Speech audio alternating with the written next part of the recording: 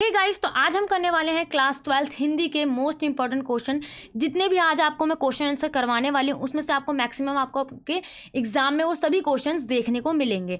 तो सबसे पहला अपना फर्स्ट क्वेश्चन देखते हैं। हमारा फर्स्ट क्वेश्चन किस टाइप का आपके एग्जाम में पूछा जाता है। तो पहला क्वेश्चन आपका आपठित गद्यांश आता है। आपठित गद्यांश में क्या होता है कि आपको एक आपठित जो आपने को ऐसा गद्यांश जो आपने कभी भी नहीं पढ़ा है वो गद्यांश दे दिया जाता है और उन्हीं से रिलेटेड कुछ क्वेश्चन दिए जाते हैं, उनका आपको उत्तर यानी आपको उसका आंसर लिखना होता है। ठीक है, तो सबसे पहले आपको इसके अंदर क्या ट्रिक अपनानी है या कि आपको सबसे पहले गद्यांश को पढ़ना है। ऐसा नहीं है कि पहले आप जैसे आप इंग्लिश में करते हो कि पहले आप क्वेश्चंस यानी पहले आप प्रश्नों को पढ़ोगे देन आप गद्यांश को पढ़ोगे। सबसे पहले आपको गद्यांश पढ़ लेना है, उसके बाद उसको समझने के बाद आपको जितने भी उससे रिलेटेड जो क्वेश्चंस पूछे गए हैं उनको पढ़ना है, फिर उसका आंसर लिखना है। ठीक है, हिंदी में आपको ऐसा करना होता है। तो सबसे पहले हम अपना गद्यांश पढ़ते हैं। संवाद में दोनों पक्ष बोलें यह अवश्य नहीं, पर एक व्यक्ति संवाद में मौन भागीदारी अधिक लाभकार होती है। यह स्थिति संवादहीनता से भिन्न है। मन से हारे दुखी व्यक्ति के लिए दूसरा पक्ष अच्छे वक्ता के रूप में नहीं, अच्छे श्रोता के रूप में अधिक लाभकार होता है। बोलने वाले के हाव भाव और उसका सलीका, उसकी प्रकृति और सांस्कृतिक सामाजिक पृष्ठभूमि को पल भर में बता देते हैं। संवाद से संबंध बेहतर भी होते हैं और अशिष्ट संवाद संबंध बिगाड़ने का कारण भी बनते हैं। ठीक है, बात करने से बड़े बड़े मसले, अंतर्राष्ट्रीय समस्याएं तक हल हो जाती हैं। तो एक पैरा पढ़ के हम इतना तो समझ में आ गए यहाँ पे किस चीज़ की बात हो रही है। इस गद्यांश के अंदर संवाद की बात हो रही है। ठीक है, जो इससे रिलेटेड क्वेश्चन आपका सबसे पहला क्वेश्चन क्या देखने को मिलेगा आपको, उपयुक्त गद्यांश के लिए उपयुक्त शीर्षक दीजिए। मतलब कि हमें इसका एक शीर्षक देना यानी इस टॉपिक का नाम बताना, हम इसका क्या नाम रख सकते हैं। तो हमने जो पहला पैराग्राफ पढ़ा उसमें हमें समझ में आ गया कि यहाँ पे संवाद से रिलेटेड बातें हो रही हैं इस गद्यांश के अंदर। तो हम इसका शीर्षक क्या रख देंगे, संवाद या एक कौशल। ठीक है, आप संवाद भी रख सकते हो या ऐसे कुछ भी आगे बनाकर लिख सकते हो। ठीक है, संवाद हमने इसका क्या रख दिया, शीर्षक रख दिया। आगे क्वेश्चन क्या बोला गया है, संवादहीनता से क्या तात्पर्य है, ये स्थिति मौन भागीदारी से कैसे भिन्न है। तो संवादहीनता का मतलब क्या होता है, संवादहीनता का मतलब यानी जहाँ पर एक बूंद भी बात ना हो रही हो, मतलब बिल्कुल भी बात ना हो रही हो, वहाँ पे संवादहीनता है ना। तात्पर्य बातचीत ना होना। यह स्थिति मौन भागीदारी से बिल्कुल अलग है। मौन भागीदारी से बिल्कुल अलग क्यों है, क्योंकि मौन भागीदारी में होता है कि एक पर्सन बोल रहा होता है दूसरा पर्सन नहीं बोल रहा होता, तो वो एक मौन भागीदारी है। ठीक है, एक बोलने वाला होता है दूसरा उसका सुनने वाला होता है। लेकिन संवादहीनता में क्या होता है कि दोनों ही पक्ष क्या है, नहीं बोल रहे हैं, दोनों ही चुप हैं, वो अपनी बात नहीं रख रहे हैं। तो क्या हो गई वहाँ पे, संवादहीनता हो गई। दूसरा क्वेश्चन क्या पूछा है, दुखी व्यक्ति से संवाद में दूसरा पक्ष कब अधिक लाभकार होता है। देखो अभी हमने ये वाला हमारा ये पहला पैराग्राफ में से ही पूछा गया है। जैसे यहाँ पे लिखा था ना कि दुखी व्यक्ति के लिए दूसरा पक्ष अच्छा वक्ता के रूप में नहीं, अच्छे श्रोता के रूप में अधिक लाभकार होता है। ठीक है, वहीं से ये आपका क्वेश्चन उठा के दे दिया। जब आप पहले पैराग्राफ यानी गद्यांश पढ़ लोगे उसके बाद जब क्वेश्चन पढ़ोगे तो आपको समझ में आ जाएगा, अच्छा ये यहाँ से पूछा, आप उसका फटाक से आंसर दे दोगे। दुखी व्यक्ति से संवाद में दूसरा पक्ष तब अधिक लाभकार होता है जब वे अच्छा श्रोता बने, मतलब अच्छा सुनने वाला बने। दुखी व्यक्ति अपने मन की बात कहकर अपने दुख को कम करना चाहता है, वह दूसरे की नहीं सुनना चाहता। जो दुखी व्यक्ति होता है वो क्या चाहता है कि वो किसी और की नहीं सुनना चाहता, वो चाहता है कि वो मेरी सुने। ठीक है, अब इसी का नेक्स्ट क्वेश्चन हमारा क्या है, हम संवाद की आत्मा तक प्रिय क्यों नहीं पहुंच पाते हैं। ये भी हमारा इसी पैराग्राफ में दिया गया है। ठीक है, आप जब पूरा पैराग्राफ पढ़ लोगे उसके बाद जब आप आंसर ढूंढोगे ना आपको ईजिली आंसर मिल जाएंगे। ठीक है, हम संवाद की आत्मा तक प्रिय इसलिए पहुंच नहीं पाते हैं क्योंकि हम अपने समाधान देने के ये उतावले होते हैं। इससे हम दूसरे की बात समझ नहीं पाते हैं, हम अपनी चलाते रहते हैं। मतलब हम अच्छे श्रोता नहीं बन पाते हैं, सिर्फ अच्छा बोलना जानते हैं। ठीक है, हमें अच्छा श्रोता और अच्छा वक्ता दोनों ही बनना ज़रूरी है। ठीक है, ये तो क्या हो गया हमारा आपठित गद्यांश हो गया, उससे रिलेटेड क्वेश्चंस हो गए। तो आपका ज़रूरी नहीं है कि एग्जाम में आपका यही गद्यांश पूछा जाए, क्योंकि आपठित गद्यांश में कोई सा भी गद्यांश उठा के आपके एग्जाम में दे दिया जाता है। तो सबसे पहले आपको क्या करना है, पहले गद्यांश पढ़ना है, उसके बाद आपको प्रश्नों का उत्तर देना है।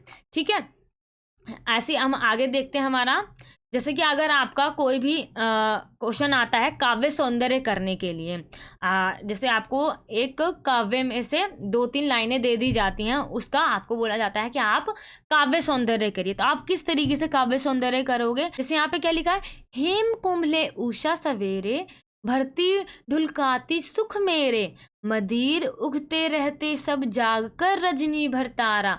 ठीक है, ये आपका काव्यांश दिया गया है। अब उसको भाव सौंदर्य करना है। आपको भाव सौंदर्य करने का मैं आपको एक फॉर्मेट बताती हूँ किस तरीके से करना होता है। आपको डायरेक्ट ऐसा नहीं है कि इसका आपको एक्सप्लेन कर देना है। इसको आपको काव्य सौंदर्य में डीपली एक्सप्लेन नहीं करना होता है। आपको सिर्फ इस काव्यांश का भाव बताना होता है। ठीक है, तो सबसे पहला आप पॉइंट इसका क्या बनाओगे, भाव सौंदर्य करके इसका पॉइंट बनाओगे, और इसके अंदर जो भाव बताया गया, जो इस 2 लाइन जो दी गई, इसका मतलब क्या निकल के आ रहा है, आप डायरेक्ट वो बता दोगे। उषा का मानवीयकरण कर उसे पानी भरने वाली स्त्री के रूप में चित्रित किया गया है ना। और इन पंक्तियों में क्या बताया गया, भोर का सौंदर्य सर्वत्र दिखाई देता है। मतलब अच्छी तरीके से हमें भोर यानी सुबह सुबह का चित्रण दिखाया गया है। तारे ऊँघने लगते हैं, का मतलब कि तारे कब ऊँघने लग जाते हैं, जब सवेरा थोड़ा थोड़ा होने लग जाता है, जब तारे छिपने लग जाते हैं बादलों के अंदर आसमान में। ठीक है, भाव यह है कि चारों तरफ भोर हो चुका है और सूर्य की सुनहरी किरणें लोगों को उठा रही हैं। इसका क्या हो गया, भाव हो गया।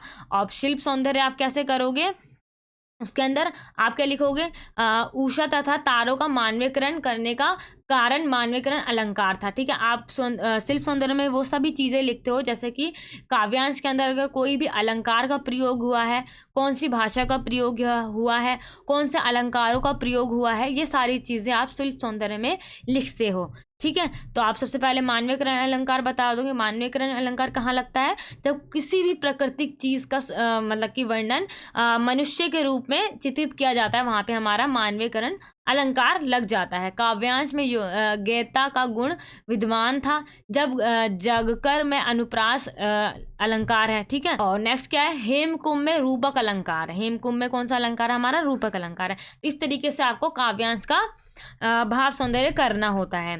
ठीक है, अगर आपके एग्जाम में आ जाता है कि आप साप प्रसंग व्याख्या करिए, साप प्रसंग व्याख्या में आप क्या करोगे, सबसे पहले आपको प्रसंग लिखना होता है। ठीक है, प्रसंग लिखना होता है। प्रसंग में आप क्या लिखते हो कि ये जो हमारा जो प्रसंग दे रखा है वो कौन सी कविता से लिया गया है या कौन से पाठ से लिया गया है, इसके लेखक कौन है। ठीक है, ये आपको किस में लिखना होता है, प्रसंग में लिखना होता है। ये आपका पहला पॉइंट बन जाएगा। दूसरे पॉइंट में आपको क्या करना होता है, व्याख्या करनी होती है। व्याख्या में आप क्या करोगे, जो हमारा साप प्रसंग व्याख्या में जो हमारा पूरा पैराग्राफ दे रखा होता है उसकी व्याख्या पूरी डीपली करोगे। ठीक है, मतलब इसके अंदर आप काव्यांश भी क्या करते हो कि ऊपर ऊपर से इसका मतलब बता देते, लेकिन व्याख्या में क्या करोगे, आप अपने विचार भी लिखोगे, जो लेखक के विचार हैं आप वो भी लिखोगे व्याख्या के अंदर। ठीक है, व्याख्या आपको ऐसे करनी है। साप प्रसंग व्याख्या आएगी तो आप इस तरीके से कर सकते हो, और काव्य सौंदर्य आएगा तो आप इस तरीके से कर सकते हो। ठीक है, मैंने दोनों चीज़ बता दी हैं। आगे बढ़ते हम अब देखते हैं अभिव्यक्ति माध्यम। जो हमारा अभिव्यक्ति माध्यम जो हमारी बुक है, उसके अंदर से भी हमारे काफ़ी सारे क्वेश्चंस को पूछा जाता है। उसके जो हमारे ऐसे टाइप के क्वेश्चन जो बहुत ज़्यादा इंपॉर्टेंट है वो मैं आपको बताऊंगी। सबसे पहला क्वेश्चन क्या आ सकता है आपके एग्जाम में, भारत का पहला छापाखाना कब और कहाँ खुला। ठीक है, तो आप क्या बता दोगे, भारत का सबसे पहला छापाखाना कब खुला था, 1556 में खुला था, वो भी गोवा के अंदर। ठीक है, और नेक्स्ट क्वेश्चन क्या आएगा, मुद्रित माध्यमों की सबसे बड़ी विशेषता क्या मानी जाती है। जो हमारी मुद्रित यानी आप कह सकते हो जो हमारा प्रिंट है, अखबार वगैरह से प्रिंट होके छपते हैं ना, तो उनकी सबसे बड़ी विशेषता क्या है, उसकी सबसे बड़ी विशेषता क्या है, वो शब्द क्या है, उसके शब्द स्थायित्व होते हैं। ठीक है, उसको हम कहीं पे भी ले जा सकते हैं, आसानी से पढ़ सकते हैं, हम उस पर आसानी से सोच विचार कर समझ कर उसको सरलता पूर्वक पढ़ सकते हैं कहीं पे भी ले जाकर।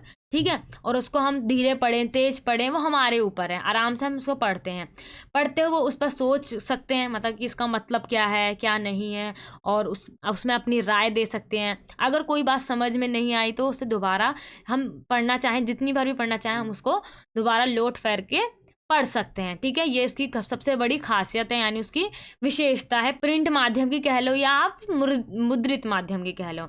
नेक्स्ट क्वेश्चन क्या आता है हमारा, उल्टा प्रामिड शैली का तात्पर्य क्या है? ये एक बहुत ज़्यादा मोस्ट इंपॉर्टेंट क्वेश्चन है, आपके प्रीवियस ईयर में काफ़ी ज़्यादा पूछा गया है, हर बार इसको पूछा ही पूछा जाता है। ठीक है, आप इसको अच्छे से समझ लेना। उल्टा पिरामिड शैली का तात्पर्य क्या होता है? उल्टा पिरामिड शैली में क्या होता है कि आपने काफ़ी सारे ऐसे समाचार पत्र पढ़े होंगे जिसके अंदर घटना के एंड में जो होने वाला है उसको पहले ही बता दिया जाता है।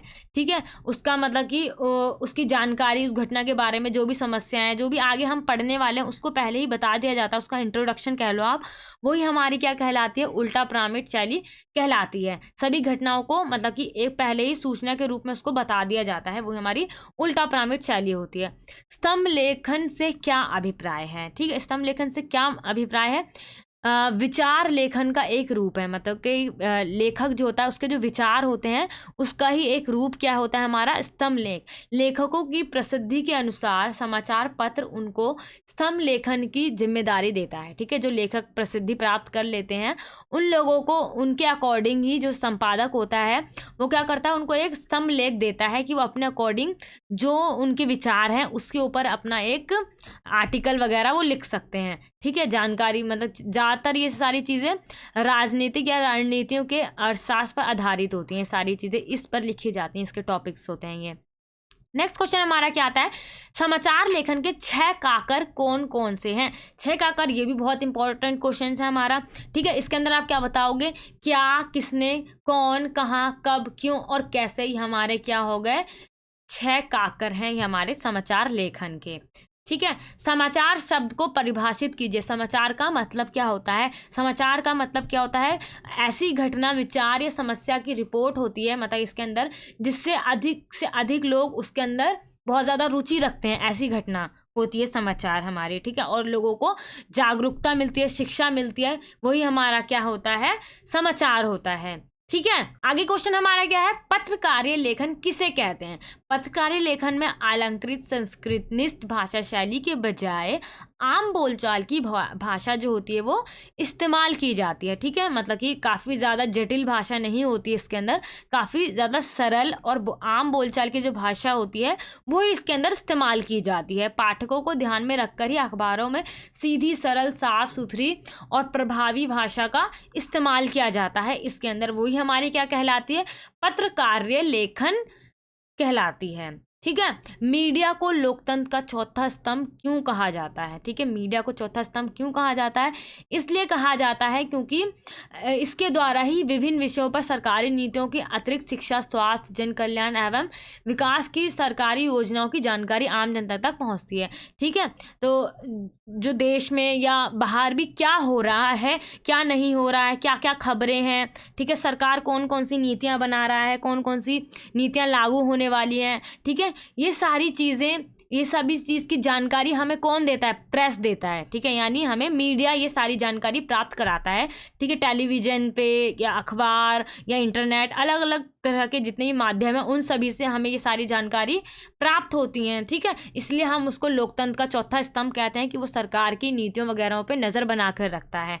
ठीक है, इंटरनेट पत्रकारिता आजकल बहुत लोकप्रिय क्यों हो गई? जैसे हम जानते हैं कि आज इंटरनेट का इस्तेमाल बहुत अधिक मात्रा पर किया जा रहा है, सभी लोग इंटरनेट का यूज़ करते हैं और मतलब कि पत्रकारिता जो छपने लगी है इंटरनेट पे वो लोकप्रिय क्यों हो रही है? इसलिए हो रही है क्योंकि इसके अंदर दृश्य एवं प्रिंट दोनों माध्यम का लाभ होता है, क्योंकि इसके अंदर जो दृश्य यानी हम देख भी सकते हैं अच्छी तरीके से, कार्टून्स वगैरह, इमेजेस जहाँ की घटना के बारे में बता रहा है उससे रिलेटेड घटना वगैरह के दृश्य होते हैं, और प्रिंट यानी उसके बारे में अच्छी तरीके से लिखा हुआ होता है और हम इसको आसानी से, जब हमारा मन करे हम उसको आसानी से पढ़ सकते हैं। इससे खबरें बहुत तीव्र गति से पहुंच जाती हैं, मतलब जो किसी भी कोने में कोई भी घटना घटित हो रही हो वो बहुत जल्दी ही मतलब फैल जाती है इंटरनेट के माध्यम से। ठीक है, इससे खबरों की पुष्टि तत्काल होती है, मतलब कि जो खबर सच्ची है या गलत है वो मतलब बाद में पता चलती है, उसी समय पता नहीं चलती है।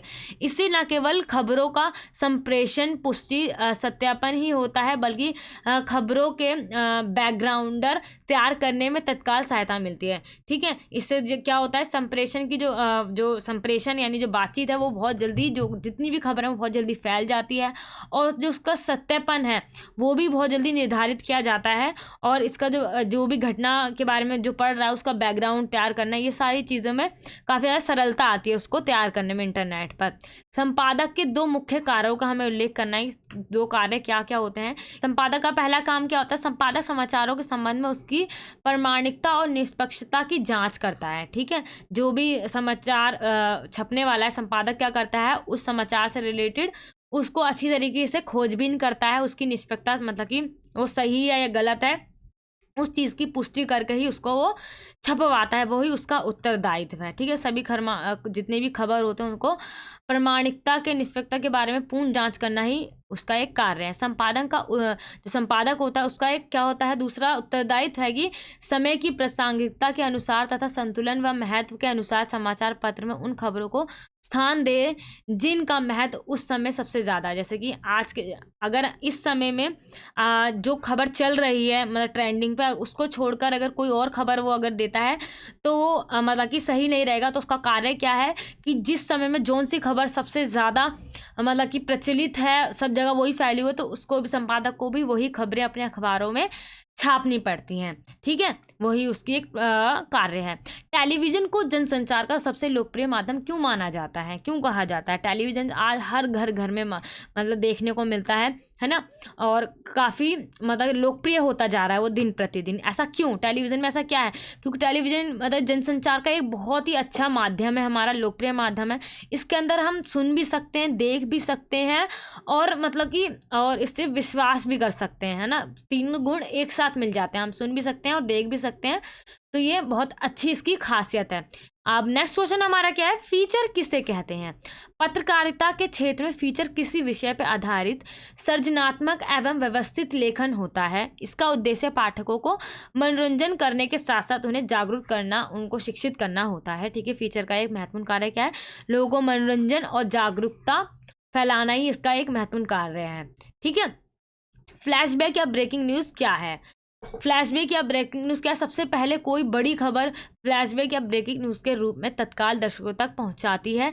इसमें कम से कम शब्दों का मतलब कि प्रयोग होता है और सूचना एकदम सटीक होती है, ठीक है? अचानक से कोई भी बड़ी खबर जब निकल के सामने आती है तो उसको ही हम क्या कहते हैं? ब्रेकिंग न्यूज़, ठीक है? जो तत्काल की खबर होती है, उसी समय की जो खबर होती है, ठीक है? ये हमारे किसके क्वेश्चन हो गए? हमारे अभिव्यक्ति माध्यम के मोस्ट इंपॉर्टेंट क्वेश्चन है। आपको इन सभी क्वेश्चन को अच्छी तरीके से पढ़ लेना है। ये जो हमारी PDF है उसका लिंक आपको वीडियो के डिस्क्रिप्शन बॉक्स में मिल जाएगा, आप इसको आसानी से पढ़ सकते हो, ठीक है? अब हम पढ़ते हैं जितने भी हमारे चैप्टर्स रहे हैं, पार्ट रहे हैं, उसके अंदर जितने भी हमारे मोस्ट इंपॉर्टेंट क्वेश्चन बनाए हैं, तो आप उसको ईजिली पढ़ सकते हो। इसी में से आपके एग्जाम में क्वेश्चंस को पूछा जाएगा, ठीक है? इसका सबसे पहला क्वेश्चन हम देखते हैं, हमारा क्या है? मैंने भ्रमवश जीवन संचित मधुक्रियाओं की भीख लुटाई, काव्य पंक्ति में देवसेना क्या कहना चाह रही है, ठीक है? हमारा पहला चैप्टर जो है अंतरा का, उससे ये क्वेश्चन पूछा गया है। इसके अंदर क्या है कि देवसेना जो ये कह रही है कि मैंने अपने पूरे जीवन को जो भीख में लुटा दिया, उसका क्या आशय निकल कर सामने आ रहा है? देवसेना निराश और दुखी होकर जीवन के उस समय को याद करती है जब उसके मतलब कि जब उसने स्कंदगुप्त से प्रेम किया था। मतलब कि जब वो बहुत ज़्यादा दुखी हो गई, निराश हो गई है, जब उसको स्कंदगुप्त का प्रेम नहीं मिलता है, वो जीवन के अंतिम वर्षों में याद करती है कि जब उसने स्कंदगुप्त से प्यार किया था, तो उसने उन्हीं क्षणों को याद करते करते वो कहते हैं कि मैंने स्कंदगुप्त से प्रेम किया और उन्हें पाने की चाह मन में पाली, किंतु ये मेरा भ्रम ही था। मतलब कि वो उनसे प्रेम कर बैठी और ये एक मेरा भ्रम था, क्योंकि उन्होंने कभी मुझे प्यार ही नहीं करा। मैंने आज जीवन की आकांक्षा रूपी पूंजी को भीख की तरह लुटा दिया। मतलब कि उन्होंने अपनी पूरी जवानी, अपना पूरा जीवन सिर्फ और सिर्फ स्कंदगुप्त पर नुछावर कर दिया, उसको एक भीख के रूप में लुटा दिया, है ना? क्योंकि उन्होंने किसी और से शादी नहीं करी। मैं इच्छा रखते हुए भी स्कंदगुप्त का प्रेम नहीं पा सकी। आज मुझे अपनी इस भूल पर पछतावा होता है कि मैंने उनसे प्रेम क्यों किया। मतलब कि उस चीज़ पे उन्हें काफ़ी ज़्यादा पछतावा हो रहा है। तो उन्होंने जो अपनी जितनी भी आकांक्षा रूपी जो पूंजी थी, उसको पूरी अपने भीख की तरह लुटा दिया। यहाँ पे वो ये कह रही हैं, ठीक है? इस पंक्ति का ये आशय निकल के आ रहा है हमारा। तुलसीदास के पदों के आधार पर राम के वन गमन के बाद कौशल्य की मनोदशा का हमें वर्णन करना है कि मतलब जो राम की जो माँ थी कौशल्या, उनका मनोदशा क्या हुई जब वो वनवास पे चले जाते हैं राम, ठीक है। जो राम की जितनी भी वस्तुएं थी वो उनको देख देख कर बार बार मतलब कि भाव विभोर हो जाती हैं, मतलब कि उनका मन भर आता है। उन्हें स्नेह, उनकी जो आंखें होती हैं वो स्नेह आंसुओं के रूप में छलक पड़ती हैं, मतलब कि उनकी आंखों में आंसू आ जाते हैं। उन्हें राजभवन में तथा राम के भवन में राम ही राम दिखाई देते हैं। वो जहाँ पे भी देखती हैं उनकी माँ, उनको हर जगह राम ही दिखाई देते हैं। और जैसे ही उनको ये याद आता है, स्मरण यानी उनको जैसे ही वो चीज़ याद आती है कि राम तो 14 वर्ष के लिए वनवास पर मुझसे दूर चले गए हैं, तो वो एकदम से चकित हो जाती हैं, है ना। एकदम से स्टैचू के रूप में वो खड़ी हो जाती हैं, शॉक्ड हो जाती हैं एकदम, ठीक है। और राम से जुड़ी वस्तुओं को नेत्र से लगा लेती हैं। राम की जितनी भी वस्तुएं थी, उनकी जूती वगैरह, उनके वस्त्र, उन सभी को वो अपने आंखों से लगा लेती हैं। वह इतनी व्याकुल, मतलब इतनी बेचैन हो जाती हैं कि उन्हें स्वयं की भी सुध बुध नहीं रहती, मतलब कि वो अपने होशावास में बिल्कुल भी नहीं है। पुत्र के कष्टों का भाव जो है, उन सबको सोच सोच कर कि उनके पुत्र वनवास के लिए जा रहे हैं, उनको कितने सारे कष्टों का सामना करना पड़ेगा, उन्हीं सारी चीज़ों को वो सोच सोच कर खुद भी दुखी हो जाती हैं, ठीक है। ये सारी मनोदशा किसकी है? कौशल्या की मनोदशा है, जब राम जी वनवास पर चले जाते हैं, ठीक है। नेक्स्ट क्वेश्चन हमारा क्या है? दीप अकेला के प्रतीकार्थ को स्पष्ट करते हुए हमें क्या बताना है? कवि के उस स्नेह भरा, गर्व भरा और मदता को क्यों कहा गया है, ठीक है। मतलब कि उसने मनुष्य को स्नेह भरा, गर्व भरा और मदता क्यों कहा है? सबसे पहले हम समझते हैं जो हमारा दीप अकेला का मतलब क्या है। इस कविता में दीप को अकेला बताया गया है। हर मनुष्य संसार में क्या आता है? अकेला ही आता है। और जब मतलब कि पंक्ति का अर्थ है समाज, पंक्ति यानी एक लाइन कह लो, एक बड़ा सा ग्रुप, यानी उसको हम क्या ले लेंगे? समाज ले लेंगे।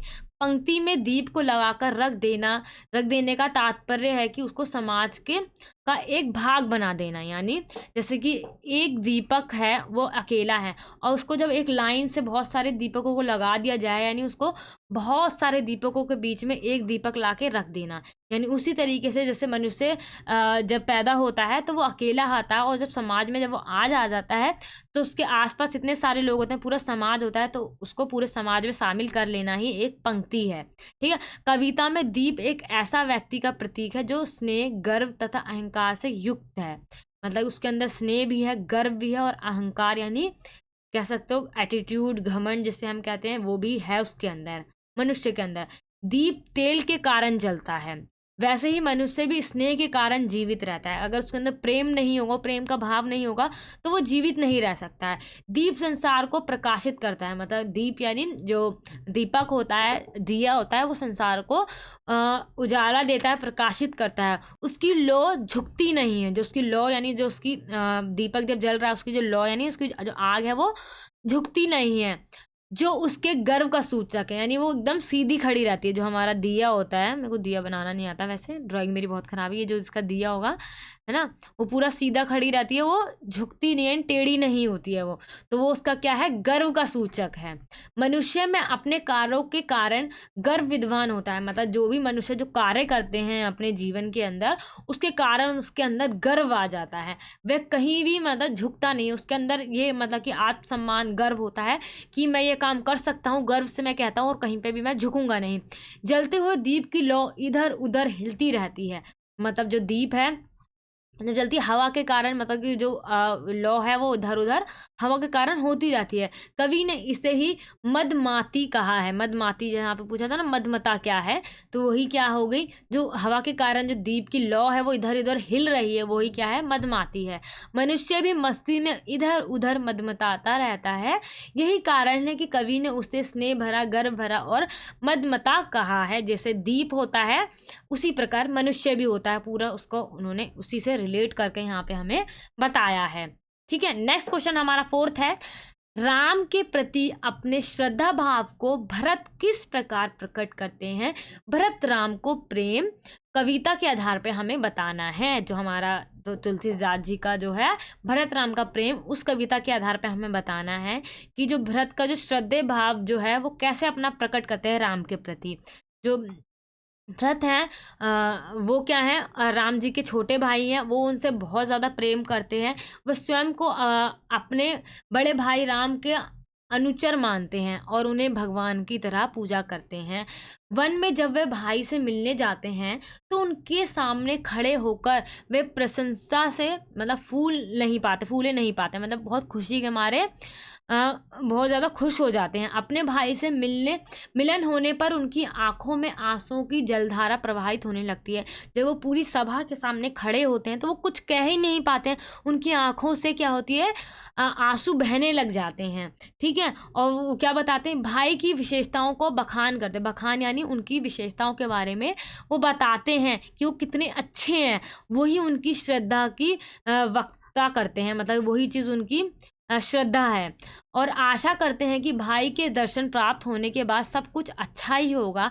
अपने वनवासी भाई की दशा देखकर वे दुखी हो उठते हैं और स्वयं को इसका कारण मानते हैं। वो ऐसा समझते हैं क्योंकि जो भरत की माँ थी वो केकई थी, उन्होंने ही राम जी को कहाँ भेजा था, वनवास के लिए भेजा था। इसलिए वो अपना दोष मानते हैं कि मेरे ही कारण ऐसा हो रहा है कि उनको वनवास पर जाना पड़ रहा है। उनकी यही अधीरता अपने बड़े भाई के प्रति अपार श्रद्धा का परिचायक है। मतलब यही सारी श्रद्धा क्या है, हमारा हम कह सकते हैं भरत की ये श्रद्धा है राम जी के प्रति, कि वो उनके वनवास पे जाने के बाद इतना दुखी होते हैं और उनकी जितने भी अच्छाइयाँ हैं उनकी विशेषताओं के बारे में बताते हैं सभी को। ठीक है, नेक्स्ट क्वेश्चन क्या है हमारा, संवदिया की क्या विशेषता है और गांव वालों के मन में उसके प्रति क्या अवधारणा है। ठीक है, हमें इसके अंदर हमारे 2 क्वेश्चन पूछे गए एक ही क्वेश्चन के अंदर, तो आपको दोनों का आंसर देना होगा। नहीं आप सिर्फ संवध्या की विशेषता बता के रह जाओ, आपको संवध्या की विशेषताएं भी बतानी है और उसके लिए जो पूरे गांव वाले के मन में जो अवधारणा है कि संवध्या कैसा है तो वो भी बतानी है आपको। ठीक है, सबसे पहले हम संवध्या की विशेषता देखते हैं। दिए गए संवाद को जैसा है वैसे ही बोलना पड़ता है। जिसने भी उसको संवाद दिया है कि हमारा संवाद है इसको जाकर दे आओ, तो संवदिया को क्या करना होता है कि उसी वैसे का वैसा ही पूरा बोलना होता है, A to Z। एक भी अक्षर या कोई भी शब्द अपनी तरफ से उसको ऐड या उसको जोड़ नहीं सकता है, जैसा बोला है वैसे ही उसको बोलना पड़ता है। संवाद के साथ साथ भावों को भी वैसे ही मतलब बताना पड़ता है, जिसके हाव भाव होते हैं वैसे ही उसको बताना पड़ता है। संवाद को समय पर पहुंचाना एक संवदिया की विशेषता है। ठीक है, संवाद और नेक्स्ट क्या है हमारा, संवदिया को भावनाओं में नहीं बहना चाहिए, उसे संवाद को भावनाओं से अलग रखना चाहिए। उसे मार्ग का ज्ञान होना चाहिए, मतलब उसको जहाँ पहुँचना है, जहाँ उसको संवाद पहुँचाना है उस जगह का जो मार्ग है वो उसको पता होना चाहिए। संवाद को पहुंचाने में गोपनीयता बहुत आवश्यक है। अगर उसको किसी ने अपना संवाद बताया है कि ये उसको बताया, तो वो किसी तीसरे को नहीं बता सकता है, उसके अंदर गोपनीयता बहुत ज़्यादा ज़रूरी है। ठीक है, वो संवाद किसी और को पता ना चले, बस जिसके लिए वो संवाद दिया गया है वो संवाद सिर्फ उसी को पता चलना चाहिए। ठीक है, इसी में हमारा क्या पूछा गया था अगला, गाँव वालों के मन में संवदिया के प्रति क्या अवधारणा है। गाँव वालों के मन में अवधारणा है कि संवदिया एक कामचोर, निठल्ला तथा पेटू आदमी होता है। जो भी संवदिया बनता है वो कौन होता है, कामचोर, निठल्ला और पेटू आदमी होता है। जिसके पास कोई काम नहीं होता वो संवदिया बन जाता है। ऐसा कौन सोचते हैं, गांव वाले सोचते हैं। नेक्स्ट क्वेश्चन क्या आ जाता है हमारा, उपाध्याय बद्री नारायण चौधरी प्रेमगन की पहली झलक रामचंद्र शुक्ल ने किस प्रकार देखी। ठीक है, जो प्रेमघन की छाया स्मृति है उसके रिलेटेड हमारा एक क्वेश्चन है कि उन्होंने उनकी पहली झलक कैसे देखी, उसके बारे में हमें बताना है। ठीक है, जितने भी क्वेश्चन है हमारे इसके अंदर हमारे 2 मार्क्स के क्वेश्चन भी आ जाएंगे, 4 मार्क्स के भी और 5 मार्क्स के भी। ठीक है, जितने भी मार्क्स के आपके एग्जाम में क्वेश्चन पूछे जाते हैं मैंने सभी क्वेश्चंस को यहाँ पे लिख दिया है। आपके एग्जाम में कैसा भी क्वेश्चन आ जाए, चाहे वो 2 मार्क्स में आ जाए, चाहे वो 4 मार्क्स में, चाहे वो 5 मार्क्स में, आप उसको ईजिली लिख सकते हो, आपको कोई भी परेशानी नहीं होगी। आप बस इस PDF को अच्छी तरीके से पढ़ लेना, उसका लिंक आपको वीडियो के डिस्क्रिप्शन बॉक्स में मिल जाएगा। ठीक है, आपको इसको अच्छी तरीके से रीड आउट कर लेना है और आपको एग्जाम के अंदर आग लगा के आनी है ना। तो इसी का हम आंसर पढ़ते हैं कि उन्होंने पहली झलक कैसे देखी। जो लेखक के जो पिताजी थे उनका ट्रांसफ़र कहाँ पे हो जाता है, मिर्ज़ापुर में हो जाता है और वो वहाँ पे रहने लग जाते हैं। उनको कुछ दिन बाद पता चलता है कि भारत तेंदु हरिश्चंद्र के मित्र जिनका नाम उपाध्याय बद्री नारायण चौधरी है और जो प्रेमघन उपमान से लिखते हैं वह यहीं रहते हैं। उनको ये पता चलता है कि जो भारतेंदु हरिश्चंद्र के जो मित्र हैं बद्री नारायण, वो यहीं पर रहते हैं। लेखक उन्हें मिलने को आतुर होता है, मतलब कि बेचैन होता है कि जल्दी से वो उनसे मिल आए। ठीक है, वो अपनी जितने भी दोस्तों की मंडली होती है उनको इकट्ठा करता है और 1-1.5 मील चलकर उनके घर के नीचे खड़ा हो जाता है। ठीक है, इतनी दूर का वो मतलब सफ़र तय करता है और उनके घर के नीचे आके वो खड़ा हो जाता है। इसके लिए उन्होंने ऐसे बालकों को भी खोजा, मतलब वो ऐसे बालकों को खोजते हैं जो उनके घर से तथा प्रेमघन जी से भली भांति परिचित है। मतलब ऐसे बच्चों को वो ढूंढते हैं जो उनसे परिचित थे, मतलब उनको जानते थे। वो उन लोगों को एक साथ लेके अपने मंडली के साथ चलते हैं। और उनके घर की ऊपरी बालकनी लताओं से सुसज्जित थी, मतलब पूरी तरीके से सजी हुई थी। जो उनकी बालकनी थी, घर की बालकनी जो होती है वो पूरी लताओं से ढकी हुई थी। ठीक है, सबसे पहले वो ये देखते हैं उनके घर में जाके।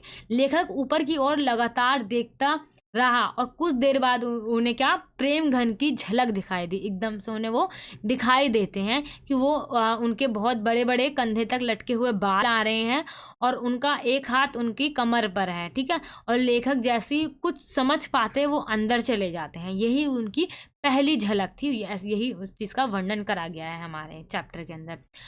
नस्सेर अराफत के आतिथ्य प्रेम की 2 घटनाओं का वर्णन हमें अपने शब्दों में लिखना है। ठीक है, अराफत के आतिथ्य प्रेम अपने आप में एक मिसाल है जिसकी 2 घटना है। 2 घटना कौन सी है? पहली घटना क्या है, ये बड़े प्रेम का शहद का शरबत पीने का आग्रह करते हैं। मतलब बहुत ही प्रेम से क्या कहते हैं, शहद का शरबत पीने के लिए कहते हैं। इतना प्रेम तथा इसके आतिथ्य में वही एक अनूठा फल खाने कह रहे थे। बीच बीच में शहद, जो शहद की चटनी होती है उससे भी मतलब कि बताते जा रहे थे। मतलब इन दोनों, शहद की चटनी हो गई और शहद का शरबत हो गया, ये फल वगैरह काट के देना, ये हम कह सकते हैं उनकी 2 घटनाएं हैं। बड़ी बहुरिया का संवाद हरगोविंद क्यों नहीं सुना पाया, उसकी विवशता का हमें कारण बताना है या उस पर टिप्पणी करनी है। ठीक है, जो बड़ी बहुरिया ने संवदिया को जो अपना संवाद दिया था हरगोविंद को यानी, तो वो उसके मायके में जाकर क्यों नहीं सुना पाया। ठीक है, बड़ी बहुरिया उस गांव की लक्ष्मी थी, क्योंकि बहुत सालों से वहाँ रह रही थी, तो वहाँ की गांव की वो लक्ष्मी थी।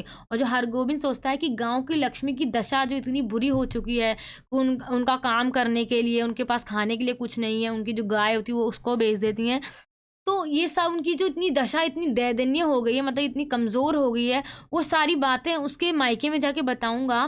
तो ऐसे सोचता है हरगोविंद, तो इससे हमारे गांव का ही अपमान होगा कि हम एक लक्ष्मी का मतलब अच्छी तरीके से उसको संभाल नहीं पाए, उनको रख नहीं पाए, उनकी सेवा नहीं कर पाए, तो उसको वो अपमान लगता है कि अगर वो अपने गाँव की बात किसी और गाँव में जाकर बताएगा। उसे ये सोचकर बहुत शर्म आई और इसलिए उसने क्या बताया, उसको वो नहीं बताता है उनके घर जाकर। ठीक है, उसके गांव की लक्ष्मी इतने कष्ट झेल रही है और उस गांव अब तक कुछ नहीं कर पाया। उनके रहते हुए उनके गांव की लक्ष्मी किसी और गांव में मतलब कि सहायता मांगे, किसी और गांव में सहायता मांगे, वो उनको मतलब गवारा नहीं था। और वो गांव वालों के लिए वो ऐसा कहते हैं कि इसलिए गांव वालों को तो ये सोच कहीं डूब के मर जाना चाहिए। ठीक है, वह बड़ी बहुरिया का संवाद नहीं सुना सके। फागुन मास में जैसी की विरहिणी नायिका की वेदना अनुभूति का वर्णन करना है। ठीक है, उन जो फागुन के महीने में जो एक विरहिणी नायिका है उसकी क्या दशा होती है उसके बारे में हमें बताना है। ठीक है, जैसी के पाठ से लिया गया हमारे मलिक मोहम्मद जैसी।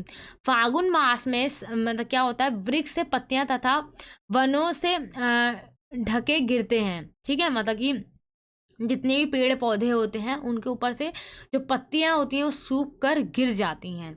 गृहिणी के लिए यह बात बहुत ही दुख देने वाला है। चारों ओर गिरती पत्तियां उसे अपने टूटती आशा के समान प्रतीत हो रहा है। उसको ऐसा लगता है कि जो पत्तियां, जो जितनी पेड़ पौधे के ऊपर से जितनी भी पत्तियां हैं वो गिर रही हैं, उनकी आशाएं टूट रही हैं कि अब उनका जो प्रेमी है वो अब नहीं आएगा। उनको ऐसा लग रहा है, पूरी आशा अब टूट चुकी है। हर एक गिरता पत्ता उसके मन में विद्यमान आशा को धूमिल कर रहा है, मतलब एकदम धुंधला कर दे रहा है। उसकी आशा जो है वो टूटती जा रही है। उसके प्रियतम शीघ्र ही आएंगे, पत्तों जो पत्ता है एक पीला रंग उसके शरीर का स्थिति दर्शा रहा है। जो पत्ते जो पूरे होते हैं वो पीले पड़ जाते हैं जब भी वो झड़ जाते हैं, तो उनका शरीर भी पूरा पीला पड़ गया है विरह की आग में। ठीक है, जैसे अपने कार्यकाल समाप्त हो जाने पर पत्ते जो है वो पीले रंग के हो जाते हैं, वैसे ही प्रीतम के विरह में जल रही नायिका का रंग पीला पड़ गया है। ठीक है, जैसे जब पत्ते झड़ने वाले होते हैं, पतझड़ में वो पीले होकर वो झड़ जाते हैं, उसी समय प्रीतम के वियोग में यानी विरह में नायिका का रंग भी पूरी तरीके से पीला पड़ गया है। फागुन मास उसे मतलब दुख को शांत करने के स्थान पर बढ़ा रहा है। ठीक है, जो फागुन का जो समय है, जो मास है, वो क्या है, उसके दुख को और ज़्यादा अधिक बढ़ा रहा है। फागुन के समाप्त होते होते वृक्षों में क्या है, कई कोपलें तथा फूल आकर उसमें पूर्ण जान डालेंगे। जब फाग का महीना ख़त्म हो जाता है उसके बाद दोबारा से उसके ऊपर नए नए कोपले यानी नई नई पत्तियाँ आती हैं, फल फ्रूट्स आते हैं। तो परंतु नागमती के जीवन में सुख का पूर्ण आगमन कब होगा ये कहना संभव नहीं है। लेकिन पेड़ पौधों के ऊपर तो दोबारा से पत्तियां वगैरह आ जाएंगी, फूल वगैरह, लेकिन नागमती यानी जो नायिका है उसके जीवन में कब सुख आएगा, उसका प्रीतम कब आएगा, ये कहना बिल्कुल भी संभव नहीं है। उसके मन में ना तो उल्लास है और ना ही आशा है, वह पूरी तरह हताश है, मतलब पूरी तरीके से निराश हो गई है और सोचती है कि अब प्रिय जो है रतन सेन जो है वो वापस नहीं आएगा। इसलिए जहाँ और जब लोग होली एवं वसंत के उल्लास में भरे हुए हैं, वह विरहिणी नागमती का हृदय विरह की आग में जल रहा है। जो विरहिणी का जो हृदय है वो आग में जल रहा है। ठीक है, होली के महीने में सब खुशी खुशी होली मना रहे हैं, लेकिन वो बहुत ज़्यादा दुखी है नायिका जो है। नेक्स्ट क्वेश्चन क्या है हमारा 10th क्वेश्चन, मैं जाऊं निजनाथ स्वभाव, मैं राम के स्वभाव की किन किन विशेषताओं की ओर संकेत किया है। इस वाली पंक्ति में जो भरत है उन्होंने राम की कौन कौन सी विशेषताओं के बारे में बताया है। राम की विशेषता क्या क्या बताई थी उन्होंने, राम दयालु और स्नेही व्यक्ति हैं, उन्होंने बाल्यकाल से ही भरत पर स्नेह और दया की वर्षा की है ना, बचपन से ही वो उनके साथ रहे हैं और उनसे शुरू से ही उनसे बहुत ज़्यादा स्नेह करा यानी प्रेम करा है। भरत राम के प्रिय अनुज थे, उन्होंने सदैव भरत के हित के लिए कार्य किया है ना। उनके भरत जो है राम को भगवान की तरह पूजते थे, वो अपने आप को अनुज कहते थे। ठीक है, वो हमेशा से उनको खेल में जिताते रहे हैं। वे खेल में कभी भी अपने अनुज भरत के प्रति अप्रसन्नता नहीं देखते थे, वह सदैव उसे प्रसन्न रखते थे और मतलब उस चीज़ का प्रयास करते थे कि वो कभी भी खेल में ना हारे। उनका हारता हुआ खेल भी उन्हें वो जिता देते थे। वे अपराधी पर क्रोध नहीं करते थे। अगर किसी भी व्यक्ति ने कोई अपराध करा है, कोई गलत काम करा है, तो कभी भी उस पर क्रोध नहीं करते थे। ठीक है, उसे अच्छे से शांत मन से उसे समझाते थे। ये सारी 4 विशेषताएं उन्होंने बताई हैं राम जी की। ठीक है, नेक्स्ट क्वेश्चन क्या है, जलालगढ़ लौटने के बाद बड़ी बहुरिया के सामने हरगोविंद ने क्या संकल्प किया। मतलब जब जलालगढ़ यानी जो बड़ी बहुरिया का जो मायका था, उससे जब वो वापस आते हैं तो उसके बड़ी बहुरिया के सामने जो हरगोविंद ने क्या कहता है, मतलब जब उसके क्योंकि हमने अभी ऊपर पढ़ा कि उनका संवाद वो उनके मायके में नहीं मतलब सुना पाया। ठीक है, इसलिए क्योंकि वो गांव की लक्ष्मी है, उनके गांव का अपमान होगा अगर वो वहाँ पे सुना देगा तो। और वो जब वहाँ से वापस आते हैं तो 20 कोस यानी बहुत ही लंबी यात्रा करके आते हैं, बहुत ही थक जाते हैं प्यास से और भूख लगी होती है उन्हें इतनी, ये सारी मतलब, और इस कारण वो क्या हो जाते हैं, बहुत ज़्यादा बेहोश हो जाते हैं। ठीक है, ये पैदल चलना भूखे प्यासे और 20 किलोमीटर दूरी से चलते आना, तो इस कारण वो बेहोश हो जाते हैं। और वो जब होश में आते हैं तो बड़ी बहुरिया के पैरों में पड़कर उससे माफ़ी मांगने लग जाते हैं। उनके घर तक पहुंचते पहुंचते वो पूरे बेहोश हो जाते हैं और होश में आते ही उनसे वो माफ़ी मांगने लग जाते हैं। ठीक है, और कहते हैं कि वो उनका जो उनका संवाद है वो उनके मायके में नहीं सुना पाया। और फिर आगे कहते हैं कि जो वो है, आप हमारी गांव की लक्ष्मी हो, है ना। और हरगोविंद ने बड़ी बहुरिया से संकल्प व्यक्त किया कि आज से मैं आपका बेटा हूँ। उससे ये कहता है कि हरगोविंद की मैं आपका बेटा हूँ और मैं ही आपकी देखभाल करूँगा, जितने भी आपके कष्ट होंगे मैं उनको दूर करूँगा, आपकी जितना भी मतलब देखभाल करनी होगी, आपकी सेवा वगैरह मैं करूँगा। ठीक है, मैं आपके बेटे की तरह हूँ। और मैं निठल्ला भी नहीं रहूँगा, मैं अब कामकाज करूँगा, आपका जो भी खाना पीने का जो भी कुछ होगा वो सब मैं देखूँगा, आपकी देखभाल जो है मैं बेटा बनकर करूँगा और निठल्ला ना रहकर कामकाज करूँगा, आपका सारा काम भी मैं करूँगा, बस आप गाँव छोड़कर ना जाइए। मैं चाहता था कि बड़ी बहुरा गाँव में ही रहकर गाँव की प्रतिष्ठा की रक्षा करें। नेक्स्ट क्वेश्चन क्या है हमारा, धर्म का रहस्य जानना सिर्फ धर्मचार्यों का काम नहीं, कोई भी व्यक्ति अपने स्तर पर उस रहस्य को जानने का हकदार है, अपनी राय दे सकता है। मतलब कि यहाँ पे हमें बताना है कि सिर्फ जो धर्मचार्य हैं, जो धर्म के जो गुरु हैं, सिर्फ वही धर्म के बारे में नहीं जान सकते हैं, धर्म कोई भी मनुष्य जान सकता है, धर्म क्या है। ठीक है, यहाँ पे व्यंग के रूप में इस चीज़ को बताया गया है कि जो जो धर्मचार्य होते हैं, जो धर्म के जो गुरु होते हैं, जो ठेकेदार होते हैं, वो धर्म के रहस्य को नहीं बताते हैं, उसको बहुत ही घुमा फिरा कर लोगों को बताते हैं और लोगों को लगता है कि ये बहुत ही जटिल है, धर्म उसकी परिभाषा बहुत जटिल है, उसको वो नहीं समझते हैं। लेकिन जो धर्म की परिभाषा है बहुत ही सरल है, आसान है। धर्म की सबसे जो ईजी डेफिनेशन कह सकते हैं, मानवता। मानवता सबसे इसकी सरल परिभाषा है। ठीक है, जो धर्म में क्या है, हमें मानवता की सेवा करना, किसी भी जीव जंतु पशु पक्षी किसी भी प्राणी को हमें मतलब कि अपने स्वार्थ के लिए उससे हम दुखी नहीं कर सकते, वही क्या है, हमारा धर्म है। धर्म की बहुत सीधी सी परिभाषा है, इसे धर्मचारों ने जटिल बना दिया है, इसकी कहानियों को गलत अर्थ देकर वे लोगों को भ्रमित करते हैं। ठीक है, वो अलग अलग अपनी तरफ से बातें बनाते हैं, लोगों को परेशान करते हैं उनको, और लोगों को लगता है कि धर्म बहुत ही मुश्किल है उसको समझना, और सिर्फ वो ठेकेदारों तक ही धर्म जो है वो रह जाता है, और जो ठेकेदार होते हैं और लोगों से वो भ्रमित लोगों को और ज़्यादा करते रहते हैं। ठीक है, साधारण जन समझ लेते हैं कि धर्म उनके समझ के लिए नहीं है, ऐसा लगता है उन्हें उनके लिए नहीं है, वो सिर्फ इस जो धर्म है वो सिर्फ और सिर्फ धर्म के धर्मचार्य ही समझ सकते हैं। ठीक है, मनुष्य का महाभारत में इसकी बहुत ही सरल व्याख्या मिलती है। कृष्ण ने दुर्योधन को अधर्मी कहा और पांडवों को धर्म का रक्षक कहा। ठीक है, जो मानवता की सेवा करेगा वो धर्म है, और जो मानवता की सेवा नहीं करेगा, बुरे कर्म करेगा, वो अधर्मी व्यक्ति कहलाएगा। यदि हम दुर्योधन के कार्यों पर दृष्टि डालें तो इससे हमें पता चलेगा कि वो मानवता के नाम पर कलंक थे। ठीक है, तो हम इसकी इजी डेफिनेशन महाभारत से भी ले सकते हैं, और सिर्फ धर्म की जो जितनी भी बातें वो सिर्फ और सिर्फ धर्मचार्यों तक ही नहीं रहनी चाहिए, सभी मनुष्यों को उसके बारे में पता होना चाहिए। नेक्स्ट क्वेश्चन हमारा क्या है, रामचंद्र शुक्ल ने चौधरी प्रेमघन की व्यक्तित्व की किन पहलुओं को उजागर किया है। ये भी हमारा बहुत ज़्यादा इंपॉर्टेंट क्वेश्चन है। ठीक है, कौन कौन से उनकी विशेषताएं बताई हैं प्रेमघन की। सबसे पहली विशेषता उन्होंने क्या बताई है कि उन्हें सब जो है कौतूहल की दृष्टि से देखा करते थे, उन्हें जानने का प्रयास करते थे, और उनके अंदाज वगैरह तो काफ़ी अलग थे, इसलिए सब उन्हें बहुत ज़्यादा अलग दृष्टि से देखते थे और उन्हें जानने का प्रयास करते रहते थे। उनकी हर एक अदा में रियासत और तबीयतदारी टपकती थी। इसका मतलब क्या है, रियासत और तबीयतदारी टपकती थी का मतलब क्या है, चौधरी साहब जो है बहुत ज़्यादा रईस थे, मतलब अमीर थे, उनके स्वभाव में रईस रच रच जो मतलब कि पूरी बसी गई थी, उनकी रईसी जो थी उनके हर हाव भाव में दिखाई देती थी। उन्हें अनजान व्यक्ति भी बता सकता था कि ये धनी परिवार के हैं, मतलब कि जो उनकी रईसियत थी वो इतनी ज़्यादा बस गई थी उनके हाव भाव में कि कोई अनजान व्यक्ति भी बता सकता था कि जो ये हैं बहुत ज़्यादा रईस व्यक्ति हैं।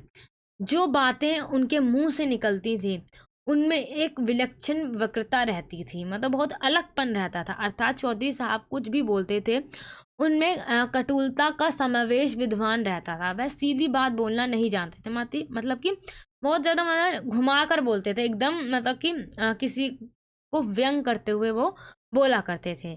चौधरी साहब के बाल कंधे तक लटकते रहते थे, मतलब कि उनके जो बाल थे बहुत ज़्यादा लंबे थे, और उस समय में मतलब कि पुरुष यानी जो लड़के हैं उनके बाल यहाँ तक रहना, कंधों तक रहना, वो मतलब कि पुरुषों की पहचान नहीं थी उस समय में। जो उस समय के एक लेखक थे वामनाचार्य गिरी ने क्या कहा, व्यंग करते हुए कहा कि ऐसा लगता है कि खंबे पर टेक लगाकर चौधरी ऐसे खड़े हैं मानो कोई मुस्लिम स्त्री खड़ी हो, क्योंकि स्त्रियों के बाल ही लंबे होते हैं, पुरुषों के बाल लंबे नहीं होते हैं, इसलिए वो व्यंग करते हुए कहते हैं कि जो चौधरी हैं वो ऐसा लगता है कि मुगल काल के वो क्या है, मुस्लिम स्त्री हैं। ठीक है, ये क्या हो गई, उनके व्यक्तित्व की विशेषताएं हो गई। ठीक है, तो नेक्स्ट क्वेश्चन हमारा क्या है, विस्कोहर की माटी पाठ के आधार पर हमें ये बताना है ऐसी कौन सी स्मृति स्मृति यानी ऐसी कौन सी यादें हैं, उस यादों पे हमें प्रकाश डालना है जो लेखक को एकदम मृत्यु के समान लगती हैं।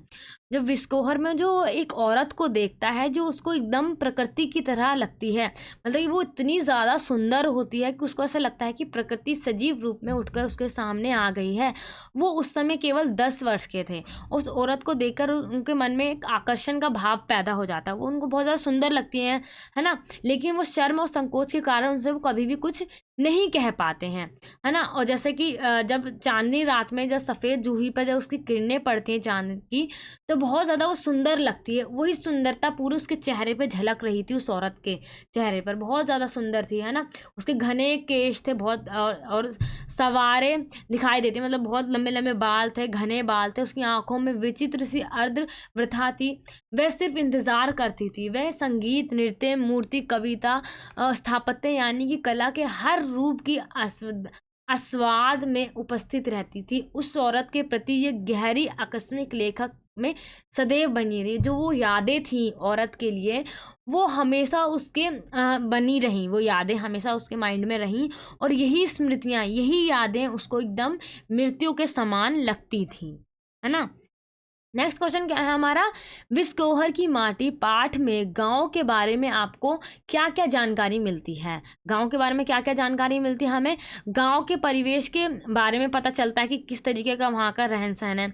गांव में उगने वाले फल फूल, जितने पेड़ पौधे, सांप वगैरह, ये सांप, इन सब की जानकारी मिलती है। ऋतुओं में, मतलब जो ऋतु होते हैं उनको गांव में होने वाले बदलाव तथा उसमें संबंधित बीमारियों के बारे में पता चलता है ना।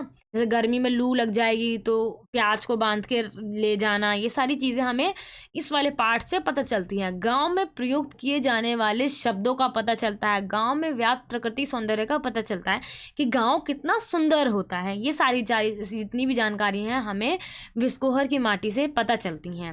नेक्स्ट क्वेश्चन क्या हमारा, विश्वनाथ मान ही नहीं सकते कि विस्कोहर से अच्छा कोई गांव हो सकता है। लेखक, मतलब ऐसा, इस धारणा के पीछे निहित कारण की हमें चर्चा करनी है 150 शब्दों के अंदर, ठीक है। कि जो लेखक यहाँ कहते हैं कि विस्कोहर से सुंदर कोई गांव हो ही नहीं सकता है। ऐसा क्यों, ऐसे उन्होंने क्या क्या चीज़ें देखी, क्या क्या चीज़ों का वहाँ पे वर्णन करा, वो हम पढ़ते हैं। जो विस्कोहर है वो लेखक का गांव है। वह विस्कोहर में ही पैदा हुआ था तथा पला बड़ा। इस पाठ में लेखक ने अपने गांव का वर्णन अत्यंत मतलब कि बहुत ही सुंदर तरीके से किया है। इसमें अपने गांव के प्रति उनके गहरे प्रेम का हमें पता चलता है। उनको अपने गांव की मिट्टी, पेड़ पौधे, जीव जंतु, सभी चीज़ बहुत ही ज़्यादा अच्छी लगती है। उनको अपने गांव का प्राकृतिक सौंदर्य है जो बहुत ज़्यादा आकर्षक लगता है, अपने मतलब उसको उनकी ओर खींच रहा है वो प्राकृतिक सौंदर्य।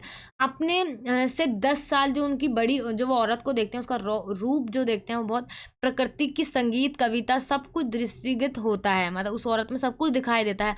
उन्हें अपने गाँव से ज़्यादा सुंदर कोई दूसरा गाँव लगता ही नहीं। कि ऐसा लगता है कि सभी सारी सुंदरताएँ उनके गाँव में ही बस गई हैं, और विस्कोहर की औरत से सुंदर किसी अन्य स्थान पर औरत नहीं हो सकती है। विश्वनाथ मान ही नहीं सकते कि विस्कोहर से अच्छा कोई गांव हो सकता है। विस्कोहर से ज़्यादा सुंदर कहीं औरत मतलब कि नहीं हो सकती है। ये सारी चीज़ें उनको ऐसा लगता है लेखक को। नेक्स्ट क्वेश्चन क्या है, बच्चे का माँ का दूध पीना सिर्फ दूध पीना नहीं, माँ से बच्चे के सारे संबंधों का सजीव चरित्र होता है। विस्कोहर की माटी पाठ के आधार पर हमें बताना है। जब एक बच्चा अपने माँ का दूध पीता है तो सिर्फ वो दूध नहीं पी रहा होता है, ठीक है। तो ऐसा लेखक क्यों कहते हैं सिर्फ वो दूध नहीं पी रहा होता है, क्योंकि जब वो बच्चा जो है माँ के आंचल में छुपकर दूध पिलाती है, बच्चे का माँ का दूध पीना सिर्फ दूध पीना नहीं, माँ से बच्चे के सारे संबंधों का सजीव चरित्र होता है। बच्चा सब मतलब सब कुछ जो है, जब रोता है या खुश होता है वो अपने माँ को मारता है। माँ को कभी क्या करता है, कभी कभी बच्चा अपनी, कभी माँ बच्चे को मारती है, कि बच्चा माँ से चिपट रहता है। फिर भी क्या है, बच्चा जो है हमेशा माँ से ही चिपटा रहता है। चाहे माँ जो है बच्चे को कितना ही डांट ले, बच्चा कितनी ही गलतियाँ कर ले, लेकिन वो एक दूसरे से कभी अलग नहीं हो सकते। उनके अंदर बहुत ज़्यादा एक दूसरे के लिए गहन कह सकते हैं, बहुत ज़्यादा गहरा और इमोशनल जो है अटैचमेंट होता है, गहरा बहुत ज़्यादा संबंध है। ठीक है, उसको वो अटूट संबंध है, वो कभी टूट नहीं सकता है। माँ भी उसे अलग नहीं करके चिपटाए रहती है, माँ भी कभी उसे अलग नहीं रख सकती, हमेशा उसको अपने सीने से लगाए रखती है। बच्चा माँ के पेट का स्पर्श करता है, ठीक है, मतलब बच्चा जो है अपनी माँ का पेट छूता है, वह उसके शरीर की गंध सूंघता है, जो उसकी गंध यानी जो भी कोई स्मेल होती है, हर किसी मनुष्य के अंदर एक स्मेल होती है, वो उसको सूंघता है। इस पर से बच्चा जैसे माँ के पेट में अपना स्थान तलाशता है। चांदनी रात में खटिया पर लेटकर बच्चे को दूध पिलाती, जब माँ जब दूध पिला रही होती है उस समय उसे चांदनी भी पिलाती है, ऐसा लेखक कहते हैं। चांदनी भी माँ के समान ही बच्चे को ममता, पुलक और स्नेह देती है। माँ की गोद में लेटकर माँ का दूध पीना मानव जीवन की सार्थकता है, ठीक है। माँ का दूध पीने के साथ ही बच्चे का माँ के साथ जीवन भर का अटूट बंधन जुड़ जाता है, जिसको कोई नहीं तोड़ सकता, चाह कर भी वो एक गहरा संबंध जुड़ जाता है। बच्चा माँ की ममता पाना चाहता है, उसके लिए तरसता है। माँ में बच्चे के प्रति ममता का गुण प्राकृतिक प्रधानता होता है, मतलब जो जो माँ के अंदर जो ममता है ना, वो मतलब कि नेचुरली आती है, कोई इसको मतलब कि डालता नहीं है, वो कोई तुम ममता लाओ ऐसे नहीं। जब बच्चा पैदा होता है उसके मन में जो ममता है वो कुदरती ही आ जाती है, प्राकृतिक रूप में वो ममता आ जाती है। बच्चे के प्रति ममता और स्नेह उसके मन में सदा बना रहता है। माँ का दूध पीने से बालक तथा माँ में जो संबंध जुड़ता है वह जीवन भर कभी नहीं टूटता है, हम कह सकते हैं, ठीक है। दीप अकेला का प्रतिकार समझाते हुए लिखे कि व्यष्टि का समष्टि में विलय क्यों संभव है और कैसे संभव है, ठीक है, हमें ये बताना है। सबसे पहले हमने ये जो इतना क्वेश्चन है दीप अकेला का प्रतिकार थी, हमने ऊपर वाले क्वेश्चन में पढ़ा था, मतलब कि जो दीप है जैसे अकेला आता है और मनुष्य संसार में अकेला आता है, लेकिन जब पंक्ति यानी पूरी एक लाइन में बहुत सारे दीपों के साथ लग जाता है तो बहुत ज़्यादा उजाला हो जाता है। उसी प्रकार जब मनुष्य जब अकेला आता है, जब समाज के साथ जुड़ जाता है, तो उसका क्या कह सकते हैं हम, व्यष्टि का समष्टि में विलय कहना कह सकते हैं। दीप को पंक्ति में रखने का तात्पर्य समाज के साथ जोड़ना है, ठीक है। मनुष्य को, एक अकेले मनुष्य को पूरे समाज के साथ जोड़ना ही क्या कहलाता है, व्यष्टि का समष्टि में विलय। ऐसा होना अवश्य है। समाज में रहकर ही मनुष्य अपना तथा समाज का कल्याण करता है। इस तरह ही समाज और मनुष्य का कल्याण होता है। जिस तरह दीप पंक्ति में स्थान पाकर अधिक बल और संसार को प्रकाशित करती है। जब एक अकेला दीप जब जलेगा तो वो इतनी रोशनी नहीं कर पाएगा, लेकिन बहुत सारे दीप यानी बहुत सारे दिए जब एक साथ जलेंगे तो बहुत ज़्यादा प्रकाश करेंगे, रोशनी करेंगे। इसी प्रकार जब मनुष्य जब समाज के साथ चलेगा तो बहुत ज़्यादा बलशाली हो जाएगा और कल्याणकारी कार्य वो कर पाएगा। वैसे ही मनुष्य समाज में एकीकरण होकर समाज का विकास कर सकता है। दोनों का विलय होना बहुत ज़्यादा ज़रूरी है, अवश्य है। उनकी शक्ति का विस्तार होता है। इस वजह से अकेला व्यक्ति और दीप कुछ नहीं कर सकते, सब जो है पंक्ति तथा समाज में विलय होता है। मतलब जब दीप जब पंक्ति यानी बहुत सारे पंक्ति के साथ जब जुड़ जाता है, जब वो प्रकाश फैला देता है पूरा समाज के अंदर, उसी प्रकार जब एक मनुष्य समाज के साथ जुड़ जाता है तो वो विकास की ओर बढ़ता है, तो उनकी शक्ति का विस्तार होता है। अन्य के साथ मिलकर वह अधिक शक्तिवान हो जाता है, ठीक है। क्वेश्चन समझ में आ गया है ऊपर जितने भी अभी हमने क्वेश्चन पढ़े हैं, बहुत ही ज़्यादा इजी क्वेश्चन थे हमारे। एक भी ऐसा क्वेश्चन नहीं है जो आपको पढ़ने के बाद समझ में ना आए, ठीक है। मैंने आपको बहुत ही इजी लैंग्वेज में आंसर लिख कर दिया है, आप इसको ईजिली पढ़ सकते हो, ठीक है। PDF का लिंक आपको वीडियो के डिस्क्रिप्शन बॉक्स में मिल जाएगा। नेक्स्ट क्वेश्चन हमारा 19 क्वेश्चन क्या है, वह लड्डू की पुकार जीवित वृक्ष के हरे पत्तों का मधुर मरमर था, भरे काठ की अलमारी के सिर दुखाने वाली खड़खड़ाहट नहीं। लेखक के इस कथन का आशय हमें स्पष्ट करना है कि जब बालक ने लड्डू की मांग करी तो वो एक जीवित वृक्ष के पत्तों की तरह थी। कैसे, बालक की स्वाभाविकता प्रवृत्ति खेलने कूदने एवं खाने पीने की होती है, ना कि गंभीर विषयों का अध्ययन करने की, ठीक है। ये छोटा बच्चा होता है वो बड़े बड़े मतलब कि गंभीर विषयों को थोड़ी पढ़ेगा, उसके खेलने कूदने की उम्र है। जो उसके जो जिस स्थिति में वो है ना, जौन सी उसकी एज है उसके अनुसार उसको उस विषय का वो अध्ययन करेगा, ना कि बहुत बड़ी बड़ी जो आज हम पढ़ रहे हैं। अगर हम उसे 6 से 7 साल के बच्चों को अगर हम ये चीज़ पढ़ाएंगे तो उसकी समझ से भी बाहर होगी, लेकिन अगर हम उसे रटवा देंगे तो वो गलत हो जाएगा। अभिभावकों एवं अध्यापकों ने उसे गंभीर विषयों के उत्तर रटाकर और स्वाभाविक प्रवृत्तियों से विराट कर ठीक नहीं किया था। यही कारण था कि पीले चेहरे वाला और निस्तेज आंखों वाला वह बालक स्वस्थ नहीं था, मतलब वो स्वस्थ नहीं था, ठीक है। वो अंदर से डरा सहमा और मतलब कि वो अंदर से हेल्दी भी नहीं था, क्योंकि वो जी नहीं रहा था अपनी लाइफ को, है ना। उसको डरा डरा कर उन विषयों का अध्ययन कराया गया था। एक 8 वर्षीय बालक किसी चमकती वस्तु की ओर आकर्षित होता है, उसके अंदर अच्छे से अच्छे खाने का मोह होता है, उसके अंदर अपने उम्र के जितने भी चीज़ें होती हैं उनको, मतलब कि उनसे खेलने की उनको वो सारी चीज़ें होती हैं। ये नए नए चमकदार रंगों के प्रति आकर्षित होते हैं। जो छोटे बच्चे होते हैं वो जितने भी चमकदार वो होते हैं वस्तु वगैरह रंग वगैरह होते हैं उनके प्रति आकर्षक होते हैं, है ना। कपड़ों को पहनने की ख्वाहिश रखते हैं, उसके अंदर तरह तरह की इच्छाएं, मतलब अलग अलग तरह की इच्छाएं होती हैं। और जैसे ही जब वो बच्चा जो होता है 8 साल का उन लड्डू की मांग करता है, तो हरे पत्तों की मरमर ध्वनि जैसी थी जो मधुर थी। उसको ऐसा लगता है कि हरे पत्ते की मरमर ध्वनि स्वाभाविक एवं जीवित थी, जबकि रटे हुए उत्तर देकर प्रतिभा प्रदर्शन की क्रिया सूखे पेड़ से बनी कांच की अलमारी की कड़कड़ाहट थी। मतलब जो जो रटे रटाए उत्तर दे रहा था वो लेखक को एकदम अलमारी की जो खड़खड़ाहट होती है, पेड़ जो एक सूखा हुआ होता है वो उसकी तरह प्रतीत हो रही थी। लेकिन जैसे ही जब बच्चा लड्डू की मांग करता है तो ऐसा लगता है कि वो उस पेड़ के ऊपर अभी भी हरे पत्ते हैं, उसके अंदर अभी भी वो जान है। सुनकर आनंद नहीं मिलता है, ठीक है। जब वो रटे रटाए उत्तर दे, सिर दुखता था। बालक से उसके अभिभावक और शिक्षक जो कहलवाते रहते थे वह अस्वाभाविक था, मतलब स्वाभाविक नहीं था, वो ठीक नहीं था। जबकि खेल कूद एवं खाने पीने की इच्छा बालक की स्वाभाविक प्रवृत्ति होती है। लड्डू मांगना इसी स्वाभाविक प्रवृत्ति का बोध कराता है, मतलब उसी के बारे में हमें बताता है कि बच्चे के अंदर अभी भी जो बालपन है वो अभी भी जीवित है। तो हम भी 100 बार बनाएंगे, ये हमारा 20 क्वेश्चन है जो हमारा सूरदास की झोपड़ी से लिया गया है। तो हम भी 100 बार बनाएंगे। इस कथन का हमें आलोक में सूरदास की जीवन से प्राप्त होने वाली जितने मूल्य हैं उनके बारे में हमें बताना है। जब जो भैरव होता है जो सूरदास की झोपड़ी को जला देता है, जब सूरदास कहता है मिठुआ से कि हम भी 100 बार बनाएंगे, चाहे कितनी बार भी जल जाए हम 100 बार बनाएंगे, इसका हमें आशय स्पष्ट करना है कि इससे लेखक की कौन सी मतलब कि विशेषताओं, जीवन की मूल्यों के बारे में हमें पता चलता है, दृढ़ता के बारे में पता चलता है कि निश्चय जो है या सूरदास जो भिखारी होते हुए दृढ़ निश्चय है। उसकी झोपड़ी को द्वेष जो होता है, मतलब कि द्वेषवश भैरव जला देता है और रुपए भी चुरा लेता है। सूरदास बहुत दुखी है किंतु उसमें निश्चय ही कमी नहीं है, ठीक है। वो बिल्कुल भी मतलब फिर भी वो निराश नहीं होता। आखिरी में वो कहता है अगर कोई हम फिर भी 100 बार बनाएंगे, उजाड़ेंगे फिर बनाएंगे।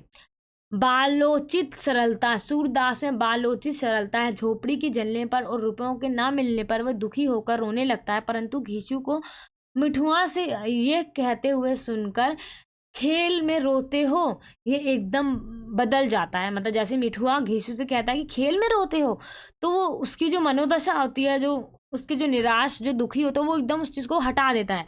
वो सोचता है कि नहीं, हमें जीवन में रोना नहीं है, चाहे जितनी भी मतलब कि विकट परिस्थितियाँ आ जाए हमें उनका अच्छे से सामना करना है, उनसे लड़ना है, और चाहे जितनी परेशानी उनका डट कर सामना करना है। उसका पराजय भाव समाप्त हो जाता है। जो हारा हुआ था वो उस चीज़ को समाप्त कर देता है, फिर से वो जीवित होने को हो उठता है।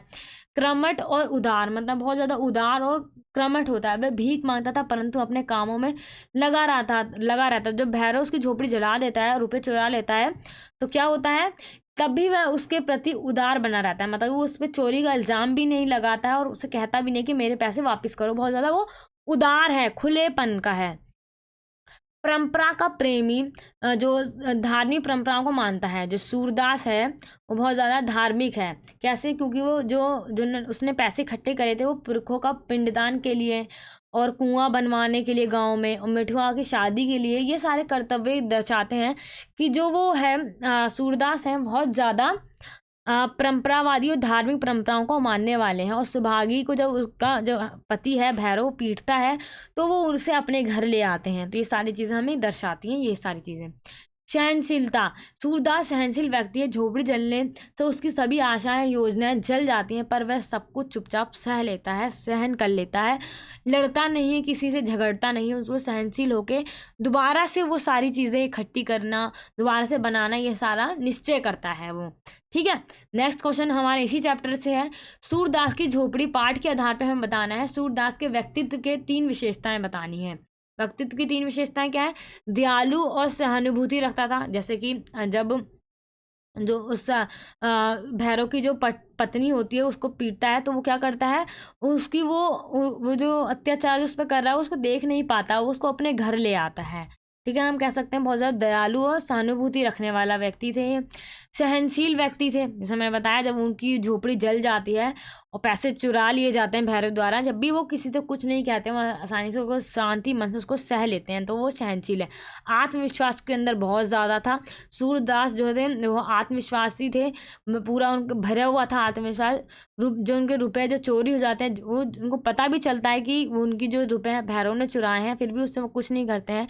योजना के अपूर्ण रह जाने की चिंतित तो है, मतलब जो उनकी योजनाएं जो भी उन्होंने सोचा था कि पिंड दान करना, गांव में कुआं बनवाना, मिठुआ की शादी, ये सारी योजनाएं उनकी अपूर्ण रह जाती हैं, परंतु फिर भी वो रुपए कमाकर उन्हें पूरा करने का विश्वास भी उसका है। मतलब कि फिर भी वो क्या सोचते हैं कि मैं दोबारा से पैसे कमाऊंगा, दोबारा से इस सभी चीज़ें घर बनाऊंगा, और यही इसका आत्मविश्वास होता है सूरदास का। नेक्स्ट क्वेश्चन हमारा है, विस्कोहर की माटी में लेखक ने किन कारणों से अपनी माँ की तुलना जो है बतख से की है। जैसे एक बतख होता है, जब उसका जब अंडा होता है तो उस अंडे को बहुत ही अच्छी तरीके से देखभाल करती है, उसको संभाल कर रखती है, उस अंडे को कोई और ना खा ले, अपनी चोंच से बहुत ही आराम आराम से कोमलता से उसको सतर्कता से उसको मतलब कि अपने पास रखती है, ताकि उसको कोई उसके ऊपर कोई आँच ना आए, और उसकी रक्षा करती है। उसी प्रकार जो लेखक की जो माँ है वो प्रेम उसी प्रकार करा करती है जैसे बत्तख अपने अंडे से, मतलब कि अपने बच्चे से करता है।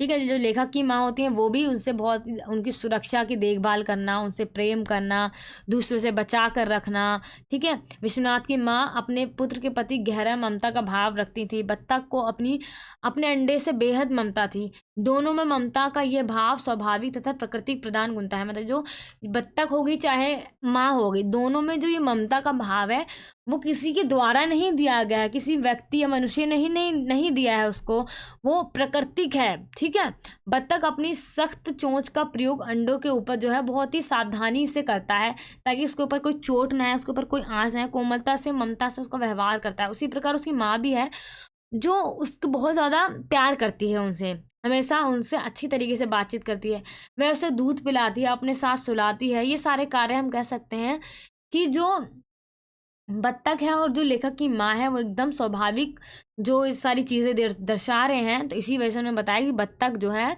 उनकी माँ की तरह, या माँ उनकी बत्तख की तरह है। ठीक है, उनका जो चरित्र चित्रण कराया है उन्होंने, उनका जो प्रेम बताया है बत्तख का अपने अंडे के प्रति और माँ का एक बच्चे के प्रति एकदम सेम है। ठीक है, नेक्स्ट क्वेश्चन क्या है, सूरदास की झोपड़ी में आग किसने और क्यों लगाई थी। झोपड़ी जलने के बाद सूरदास मनोदशा पर टिप्पणी करनी है हमें।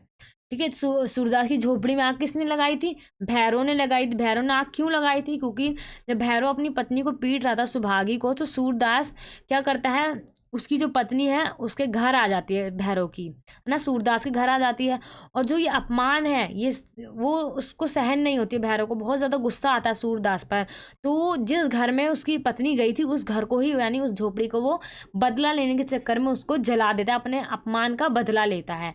और जो सूरदास की मनोदशा क्या होती है झोपड़ी जलने के बाद, पहले तो बहुत ज़्यादा वो निराश होता है, हताश होता है, लेकिन जैसे ही मिठुआ को सुनता है कि खेल में रोते नहीं है, जैसे ही वो उठ खड़ा होता है, पूरी राख को अपने ऊपर लगाने लग जाता है, कहता है कि हम 100 बार बनाएंगे। मतलब कि वो दोबारा से उसको बनाने की जो दृढ़ संकल्प है, आत्मविश्वास है, उसके अंदर भर जाता है।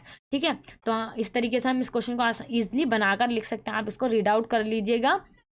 नेक्स्ट क्वेश्चन क्या है, विश्वनाथ जो था मान ही नहीं सकते विस्कोहर से ज़्यादा कोई सुंदर औरत हो सकती है। ठीक है, मतलब जो विस्कोहर की जो औरत है उससे ज़्यादा कोई सुंदर औरत हो सकती है। उनके जो रूप सौंदर्य का जो उन्होंने बारे में बताया है उसका हमें चित्रित करना है, उसको बताना है। विश्वनाथ जब 10 साल के थे, जब वो एक बड़ी अपने रिश्तेदार के घर जाते हैं, वहाँ पे उनको एक औरत दिखाई देती है जो उनसे 10 साल बड़ी थी और बहुत ही ज़्यादा सुंदर थी, है ना। जैसे बरसात की चांदनी रात में जूही की खुशबू आ रही है। उन दिनों विश्वनाथ विस्कोहर में संतोषी भैया के घर बहुत मतलब जाया करते थे। उनके आंगन में जूही लगी थी, उसी की खुशबू विश्वनाथ के प्राणों में बसी थी। चांदनी में जूही की सफ़ेद फूल ऐसे लगते थे जैसे कि चांदनी ही फूल बनकर डालों पर लगी है, ठीक है। जो चांदनी जो फूलों पर पड़ रही है, ऐसा लगता था चांदनी उतर कर फूलों के ऊपर बैठ गई है। चांदनी, फूल और खुशबू सभी प्रकृति के हैं। वह औरत भी विश्वनाथ को जूही की लता बनी हुई चांदनी के रूप में दिखाई देती है। जो चांदनी है वो उसको ऐसा लगता है कि वो औरत है, वो चांदनी, ठीक है। उनको ऐसा लगता है कि जो प्रकृतिक है वो स्वयं उतर कर आ गई है मानव के रूप में, यानी एक स्त्री के रूप में, ठीक है। और उसके अंदर से बहुत ही सुगंधित खुशबू आ रही है। विश्वनाथ ने उसे औरत के रूप में नहीं देखा, मतलब कि वो उसको क्या बताते हैं, प्रकृति का सजीव रूप माना है। प्रकृति खुद यहाँ पर आ गई है, ऐसा उनको लगता है। ऐसा लगता है जैसे प्रकृति ने ही सजीव रूप, स्त्री का रूप धारण कर लिया है, ठीक है। ये सारे क्वेश्चंस क्या हो गए, हमारे जितने भी चैप्टर्स के जितने भी इंपॉर्टेंट क्वेश्चन थे मैंने आपको सभी अच्छी तरीके से करवा दिए। आई होप आपको अच्छी तरीके से समझ में आ गया। कोई भी डाउट होता है आपको किसी क्वेश्चन में तो आप मुझे कमेंट बॉक्स में पूछ सकते हैं, ठीक है। आगे हमारा क्या आ जाता है, हमारे क्वेश्चंस में पूछा जाता है कवि और लेखक का जीवन परिचय आता है हमारा, ठीक है। जितने भी हमारा काव्यांश और लेखक, जो हमारा गद्यांश है, इसमें से आपको क्या है, दो दो लेखकों के जीवन परिचय को याद करना है। काव्य में से 2 लेखक का मतलब कवियों को याद करना है, और जो हमारा गद्यांश में से लेखकों को 2 लेखकों को आपको याद कर लेना है। मैंने आपको यहाँ पे 3 कवि के बारे में बताया और 3 लेखकों के बारे में बताया। उसमें से अगर आप 2 भी याद कर लेते हो तो आपके एग्जाम में वो डेफिनेटली वही वाला पूछा जाएगा, ठीक है। आपको सबसे पहले क्या करना है, कैसे आपको जीवन परिचय लिखना होता है किसी भी कवि या लेखक का, और उनके काव्यगत विशेषता आती है तो उनको कैसे लिखना है आपको। सबसे पहले जीवन परिचय में आप क्या बताओगे, उनका जन्म का स्थान, उनका सन बताओगे कि उनका कब कहाँ जन्म हुआ, कैसे कौन सी जगह पे जन्म हुआ, उनके पिता का नाम, उनकी माता का नाम, उन्होंने कहाँ कहाँ, अगर उन्होंने शिक्षा प्राप्त करी है तो उन्होंने शिक्षा कहाँ पे प्राप्त करी, उनकी फिर मृत्यु, ये तीनों चीज़ बता दोगे, ठीक है। सबसे पहले आप जन्म स्थान बताओगे, ठीक है, उनके माता और पिता का नाम बताओगे, ठीक है, ये बताओगे आप, और उनकी जो शिक्षा के बारे में बताओगे, ठीक है। और ये आप किस में बताओगे, पूरा एक पैराग्राफ में बताओगे जीवन परिचय के अंदर, ठीक है। और अगर उन्हें कहीं पे उन्होंने कोई काम करा है, ठीक है, उनका कार्य जो उन्होंने काम करा है कहीं पे वो बताओगे आप। ये सारी चीज़ें बताने के बाद क्या बताओगे, उनकी रचनाएं बताओगे, जो भी उन्होंने साहित्य लिखे हैं, कृतियाँ लिखी हैं, रचनाएं लिखी हैं। आपको 3 से 4 सिर्फ नाम याद रखने हैं कि चाहे कांत त्रिपाठी निराला जी हो गए, जयशंकर प्रसाद जी हो गए, है ना, को जितने भी लेखक या कवि रहे हैं उनकी आपको 2-3 कविताएं यानी रचनाओं को याद कर लेना, वही आपको लिखना है। बहुत सारी नहीं, सिर्फ 2-3 लिख देना है यहाँ पे, ठीक है। जब आप कृतियाँ यानी रचनाएं लिख लोगे तो उनकी अगर काव्यगत विशेषताएं लिखी हैं तो आप उन काव्यगत विशेषताओं को लिखोगे, और अगर लेखकों की भाषागत विशेषताएं लिखी तो भाषा की विशेषताओं को बताओगे आप, ठीक है। आपको 2 से 3 का जितने भी लेखक या कवि रहे हैं उनको अच्छी तरीके से याद कर लेना है आपको। आप कवि में से ही 2 याद कर लो, कवि ज़्यादा इजी रहते हैं, मैं अपने पर्पज से बता रही हूँ, क्योंकि मैंने अपने स्कूल टाइम में मैंने हमेशा कवियों को याद करा था, लेखक को याद नहीं करा, ठीक है। जितने जो काव्यांश लिखते हैं, सूर्यकांत त्रिपाठी निराला जी हो गए, है ना, और हमारे मलिक मोहम्मद जैसी जी हो गए, जयशंकर प्रसाद जी हो गए, आप इसमें से सिर्फ 2 याद कर लीजिए। जो मैंने आपको यहाँ पे 3 दिया ना, इसमें से आप चाहे जयशंकर प्रसाद और मोहम्मद मलिक को याद कर लीजिए, सूर्यकांत और जयशंकर को याद कर लीजिए, ठीक है। अगर आपका लेखक में से कोई सा भी आता है तो आप लेखक वाला छोड़ के आप कवि का लिख देना, तो आपको आंसर मिल जाएंगे। हमारे 5 से 6 मार्क्स का क्वेश्चन होता है, तो आपको इसके अंदर फुल मार्क्स लाने होते हैं, ठीक है। तो आप इस फॉर्मेट में, जैसे मैंने आपको बताया है कि कैसे कैसे आपको क्या क्या लिखना होता है पैराग्राफ के अंदर, वो लिखोगे तो आपको जो टीचर है वो अच्छी तरीके से मार्क्स देगा, मार्क्स एक भी नहीं काटेगा, ठीक है। जैसे मैंने भाषागत विशेषता या काव्यगत विशेषता में आपका लिखोगे उसकी भाषा, उसकी काव्यों की क्या विशेषता रही है, ठीक है। भाव पक्ष, यहाँ पे हम किसका पढ़ रहे हैं, सूर्यकांत त्रिपाठी निराला जी का परिचय में हम भाव पक्ष लिखेंगे कि उनका भाव पक्ष क्या रहा है, कला पक्ष क्या रहा है ना, और रस छंद क्या, उनको से उन्होंने प्रयुक्त करें, कैसे प्रयोग करें, ये सारी चीज़ें हम किसके अंदर लिखते हैं, उनकी काव्यगत विशेषता के अंदर लिखते हैं। ऐसे जयशंकर प्रसाद मोहम्मद जयसी के बारे में उनकी काव्यगत विशेषताएं बताएंगे हम, और उनका जीवन परिचय बताएंगे। जीवन परिचय में जैसे मैंने बताया आपको कि सबसे पहले उनका जन्म स्थान लिखना होता है, कहाँ पे हुआ है ना, उनके उनके पिता का नाम लिखना होता है। अगर उनके साथ कोई भी घटना हुई है, जैसे उनकी शादी हो गई तो शादी के बारे में लिख दो, उनसे उनकी शादी हुई थी, किससे हुई थी, उनके कितने पुत्र पुत्री हुई, ये सारी चीज़ें आपको किसमें लिखना होता है, जीवन परिचय में लिखना होता है। इसको मैं आपको नहीं बता सकती हूँ, ना ही रटवा सकती हूँ। जीवन परिचय कैसा है कि आपको अगर आप इसको 1 से 2 बार लिख कर खुद प्रैक्टिस करते हो तो आप इसको ईजिली लिख के आ जाओगे एग्जाम के अंदर, ठीक है। आपको सिर्फ पॉइंट टू पॉइंट याद रखना है, अच्छा इसका जन्म यहाँ हुआ था, फिर आप उसको बना बना कर लिख दोगे एग्जाम के अंदर, ठीक है। आपको जन्म, नाम, स्थान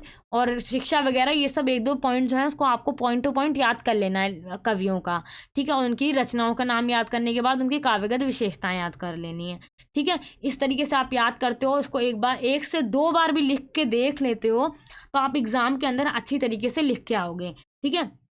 और इसी के साथ जितने भी मैंने आपको लेखक और यहाँ पे कवियों की विशेषताएं बताई है और उनका पूरा जीवन परिचय बताया है आपको, ठीक है। फिर अब हम देख लेते हैं हमारा पत्र का फॉर्मेट, ठीक है। पत्र भी आपके एग्जाम में पूछा जाता है, जो जैसे कि जो ज़्यादा इंपॉर्टेंट है ना, मैं आपको वही बता रही हूँ उसके अंदर। किसी का फॉर्मेट हो गया, कैसे आपको कवि का परिचय लिखना है, क्वेश्चन आंसर तो मैंने आपको सारे सॉल्व कर दिए हैं। इससे बाहर आपको एक भी क्वेश्चन नहीं पढ़ने हैं। जितने भी मैंने आपको प्रश्न करवाए हैं सिर्फ उन्हीं प्रश्नों को आपको अच्छी तरीके से पढ़ना है, उसके अलावा कुछ नहीं पढ़ना है। इन्हीं क्वेश्चन में से आपके एग्जाम में क्वेश्चन आएंगे, ठीक है। तो हम पहले अपना पत्र देख लेते हैं। सबसे पहले हमें पता होना चाहिए पत्र हमारे कितने टाइप्स के होते हैं। हमारे पत्र जो है 2 तरीके के होते हैं, एक अनौपचारिक पत्र होता है, एक होता है हमारा औपचारिक पत्र, ठीक है। एक औपचारिक और अनौपचारिक। जो हमारा अनौपचारिक पत्र होता है वो होता है कि जिसको हम जानते हैं, जैसे कि हम अपने किसी भी रिश्तेदार, अपनी बहन, अपने मम्मी पापा या किसी को भी लिख रहे हैं जिसको हम जानते हैं पर्सनली, वो हमारा अनौपचारिक पत्र के अंदर आ जाता है। जैसे कि यहाँ पे लिखा है 503 द्वारका में रहने वाले मुकेश ने आपका परिचय पत्र डाक से लौटाया है, उसका आभार व्यक्त करते हुए उसको पत्र लिखना है, मतलब उसको हमें धन्यवाद करना है। धन्यवाद पत्र हो गया हमारा। मतलब हमें किसको पत्र लिखना है, जो हमारा द्वारका में मुकेश रहता है, हमारा दोस्त है, उसको लिखना है, ठीक है। सबसे पहले आप जो आपका पूरा एड्रेस है वो लिखोगे, फिर दिनांक लिखोगे, ठीक है। ये सारी चीज़ें आपको आपकी जो आंसर शीट होगी उसके आपको लेफ्ट हैंड साइड पे लिखना है सारा, ठीक है। जो आपकी आंसर शीट होगी उसके लेफ्ट हैंड साइड पे आपको ये सारी चीज़ें लिखनी है। ऊपर का फॉर्मेट जो आता है आपका, पहले एड्रेस लिखोगे, दिनांक लिखोगे, फिर जो किसको लिख रहे हो उसका नाम लिख दोगे आप, फिर नमस्कार करते हुए, फिर उसकी आप पूरी बॉडी लिखोगे। कैसे लिखोगे आप, आपका कृपा पत्र मिला, उसमें मेरा खोया हुआ परिचय पत्र भी था, अचानक डाक से ये पत्र पाकर मुझे खुशी और हैरानी हुई, मैं इसे पाने की आशा खो चुका था, परंतु आज की दुनिया में आप जैसे संवेदनशील और भले इंसान भी हैं, ये देखकर मेरा मन प्रसन्न हो उठा। मतलब इस तरीके से आपको जो पत्र है पूरा बना कर लिखना है। आपको पत्र हो गया, निबंध हो गया, ये सारी चीज़ें कोई रटवा नहीं सकता है। या आप इसकी सिर्फ और सिर्फ आपको क्या पता होना चाहिए, सिर्फ और सिर्फ इसका फॉर्मेट पता होना चाहिए आपको, किस तरीके से इसका फॉर्मेट होता है, चाहे अनौपचारिक पत्र का और आपका औपचारिक पत्र का। आपको ये पता होगा तो आपका किसी से भी रिलेटेड पत्र आ जाए, आपको सिर्फ बनाकर उसको लिख देना है, ठीक है। जो आपकी उसकी जो मेन बॉडी होती है ये वाली हमारी, वो आपको अपने जो आपकी थिंकिंग है, जो आपके विचार है, वो आपको इसके अंदर लिखना होता है, ठीक है। निबंध भी आपका इसी टाइप से होता है। किसी भी टॉपिक पे अगर आपका निबंध आ जाता है तो आपको निबंध खुद बनाना होता है, ठीक है। आपको 1-2 आप एग्जाम्पल भले पढ़ सकते हो कैसे लिखते हैं कैसे नहीं लिखते हैं, लेकिन एग्ज़ाम में ज़रूरी नहीं है कि यही पत्र आ जाए, यही निबंध आ जाए, ऐसा नहीं हो सकता है ना। कोई भी टॉपिक पे आपका पत्र निबंध आ सकता है, तो आपको सिर्फ उसका फॉर्मेट पता होना चाहिए। एंड में क्या लिख दोगे, भवदीय अभिन्न प्रति मुकेश द्वारका, ये लिख दोगे आप, ठीक है। आप जैसे आप आगे क्या आपने बड़े भाई के विवाह में, आपका जो बड़े भाई का विवाह आ रहा है उसमें मित्र को आमंत्रित करना है हमें, ठीक है। उसमें आप क्या लिखोगे, सबसे पहले मैंने बताया आपको अपना पूरा एड्रेस लिखने के बाद आपको दिनांक यानी उस दिन की तिथि लिखोगे जिस दिन आप अपना पत्र लिख रहे हो। कोई भी डेट लिखने के बाद आपको प्रिय दोस्त लिखना है, उसका प्रिय दोस्त का नाम लिख दोगे आप, मधुर स्नेह या प्रेम नमस्कार कुछ भी से स्टार्ट कर सकते हो। फिर यही आशा होगी कि आप सब ठीक होंगे, मैं यहाँ पर ठीक हूँ, हाँ स्कूल की पढ़ाई सब ठीक चल रही है, इस दिन मेरे बड़े भाई की शादी है, तुम्हें ज़रूर आना है अपना आशीर्वाद देने। इस तरीके से आप बना कर पत्र लिख सकते सकते हो, है ना। लास्ट में क्या लिख दोगे, तुम्हारा दोस्त का खगा, या जो भी अपना नाम भी आप यहाँ पे मेंशन कर सकते हो। तो ये कौन सा हो गया हमारे यहाँ पे, अनौपचारिक पत्र हो गए। अनौपचारिक पत्र किसको लिखते हैं, जो हमारे रिलेटिव्स होते हैं, जिनको हम पर्सनली जानते हैं। और औपचारिक पत्र कौन से होते हैं, जिनको हम पर्सनली नहीं जानते हैं। दिल्ली जल बोर्ड हो गया, संपादक हो गया, है ना, पुलिस हो गई, प्रधानाचार्य जी हो गए, ये सारे जो कौन है, जो हम जिनको पर्सनली नहीं जानते हैं। अपनी जो हमारी परेशानी है, जो भी हमारी कोई समस्या है, उससे रिलेटेड हम उनका ध्यान आकर्षित करवाना चाह रहे हैं, तो वो हमारा औपचारिक पत्र के अंदर आता है। औपचारिक यानी ऑफिशियल लेटर जिसे हम कहते हैं इंग्लिश के अंदर, ठीक है। इसके अंदर आप कैसे पत्र आएंगे, आपके मोहल्ले में अक्सर बिजली का संकट रहता है, बिजली अधिकारी को इस समस्या के समाधान के लिए हमें पत्र लिखना है। और जो बिजली का अधिकारी है, क्या वो हमारा रिश्तेदार है, नहीं ना, उसको हमें पत्र लिखना है। तो हमें किस तरीके से पत्र लिखना होगा कि वो हमारा पत्र देखे। सबसे पहले औपचारिक पत्र में आपका सबसे इम्पोर्टेंट होता है विषय, ये बहुत ज़्यादा ज़रूरी होता है, जो हम इंग्लिश में उसको हम सब्जेक्ट कहते हैं, यानी विषय बहुत इंपॉर्टेंट होता है। क्योंकि जो इतने भी अधिकारी वगैरह होते हैं, उनके पास इतना समय नहीं होता है कि वो सबका पत्र एक एक करके पढ़े। सबसे पहले वो क्या करता है, वो विषय देखता है किस विषय के ऊपर। अगर विषय गंभीर है तो वो पूरा पत्र पढ़ेगा, अगर विषय ऐवे ही है तो उसको छोड़ देता है उन पत्रों को, ठीक है। तो इसलिए विषय लिखना बहुत ज़्यादा ज़रूरी हो जाता है औपचारिक पत्र में। अनौपचारिक पत्र में कहीं पर भी विषय वगैरह नहीं था, ठीक है, हमने देखा। जो हमारा औपचारिक पत्र होता है उसके अंदर विषय होता है। उसको आप कैसे लिखते हो, आप सेवा में, उपमंडल अधिकारी देहरादून, शहरी विकास प्राधिकरण देहरादून, ये सारे आप यहाँ पे अधिकारी लिखोगे, बिजली अधिकारी, या फिर विषय लिखकर आपने जगह का नाम लिखा, महोदय से स्टार्ट करोगे, ऐसे ऐसे हमारी जगह है, यहाँ पे मतलब ज़्यादा लाइट जाने लग गई है, इसकी वजह से काम नहीं हो पाता है, हम पढ़ नहीं पाते हैं, लोगों को परेशानी हो रही है। ये सारी चीज़ें आप अपनी जितनी भी परेशानी होती है बिजली से, बिजली चले जाने के बाद, वो सारी परेशानी आप इसके अंदर लिख दो, आपको 5 में से 5 मार्क्स मिल जाएंगे, ठीक है। आपकी जो परेशानी होगी वो लिख दोगे। धन्यवाद लिखोगे, लास्ट में अपना नाम लिख सकते हो आप, वरना धन्यवाद पे भी आप इसको फिनिश कर सकते हो।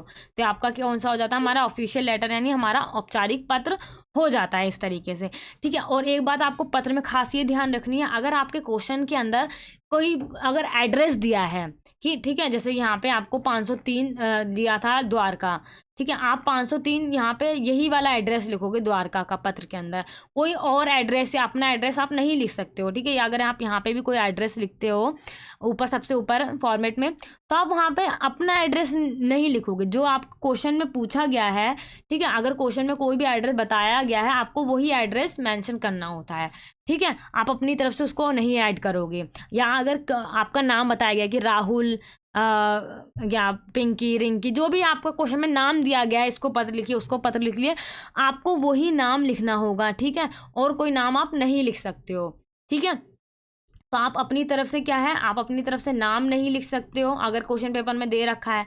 आप अपनी तरफ से जो पता है, यानी जो आपका एड्रेस है, वो नहीं लिख सकते हो।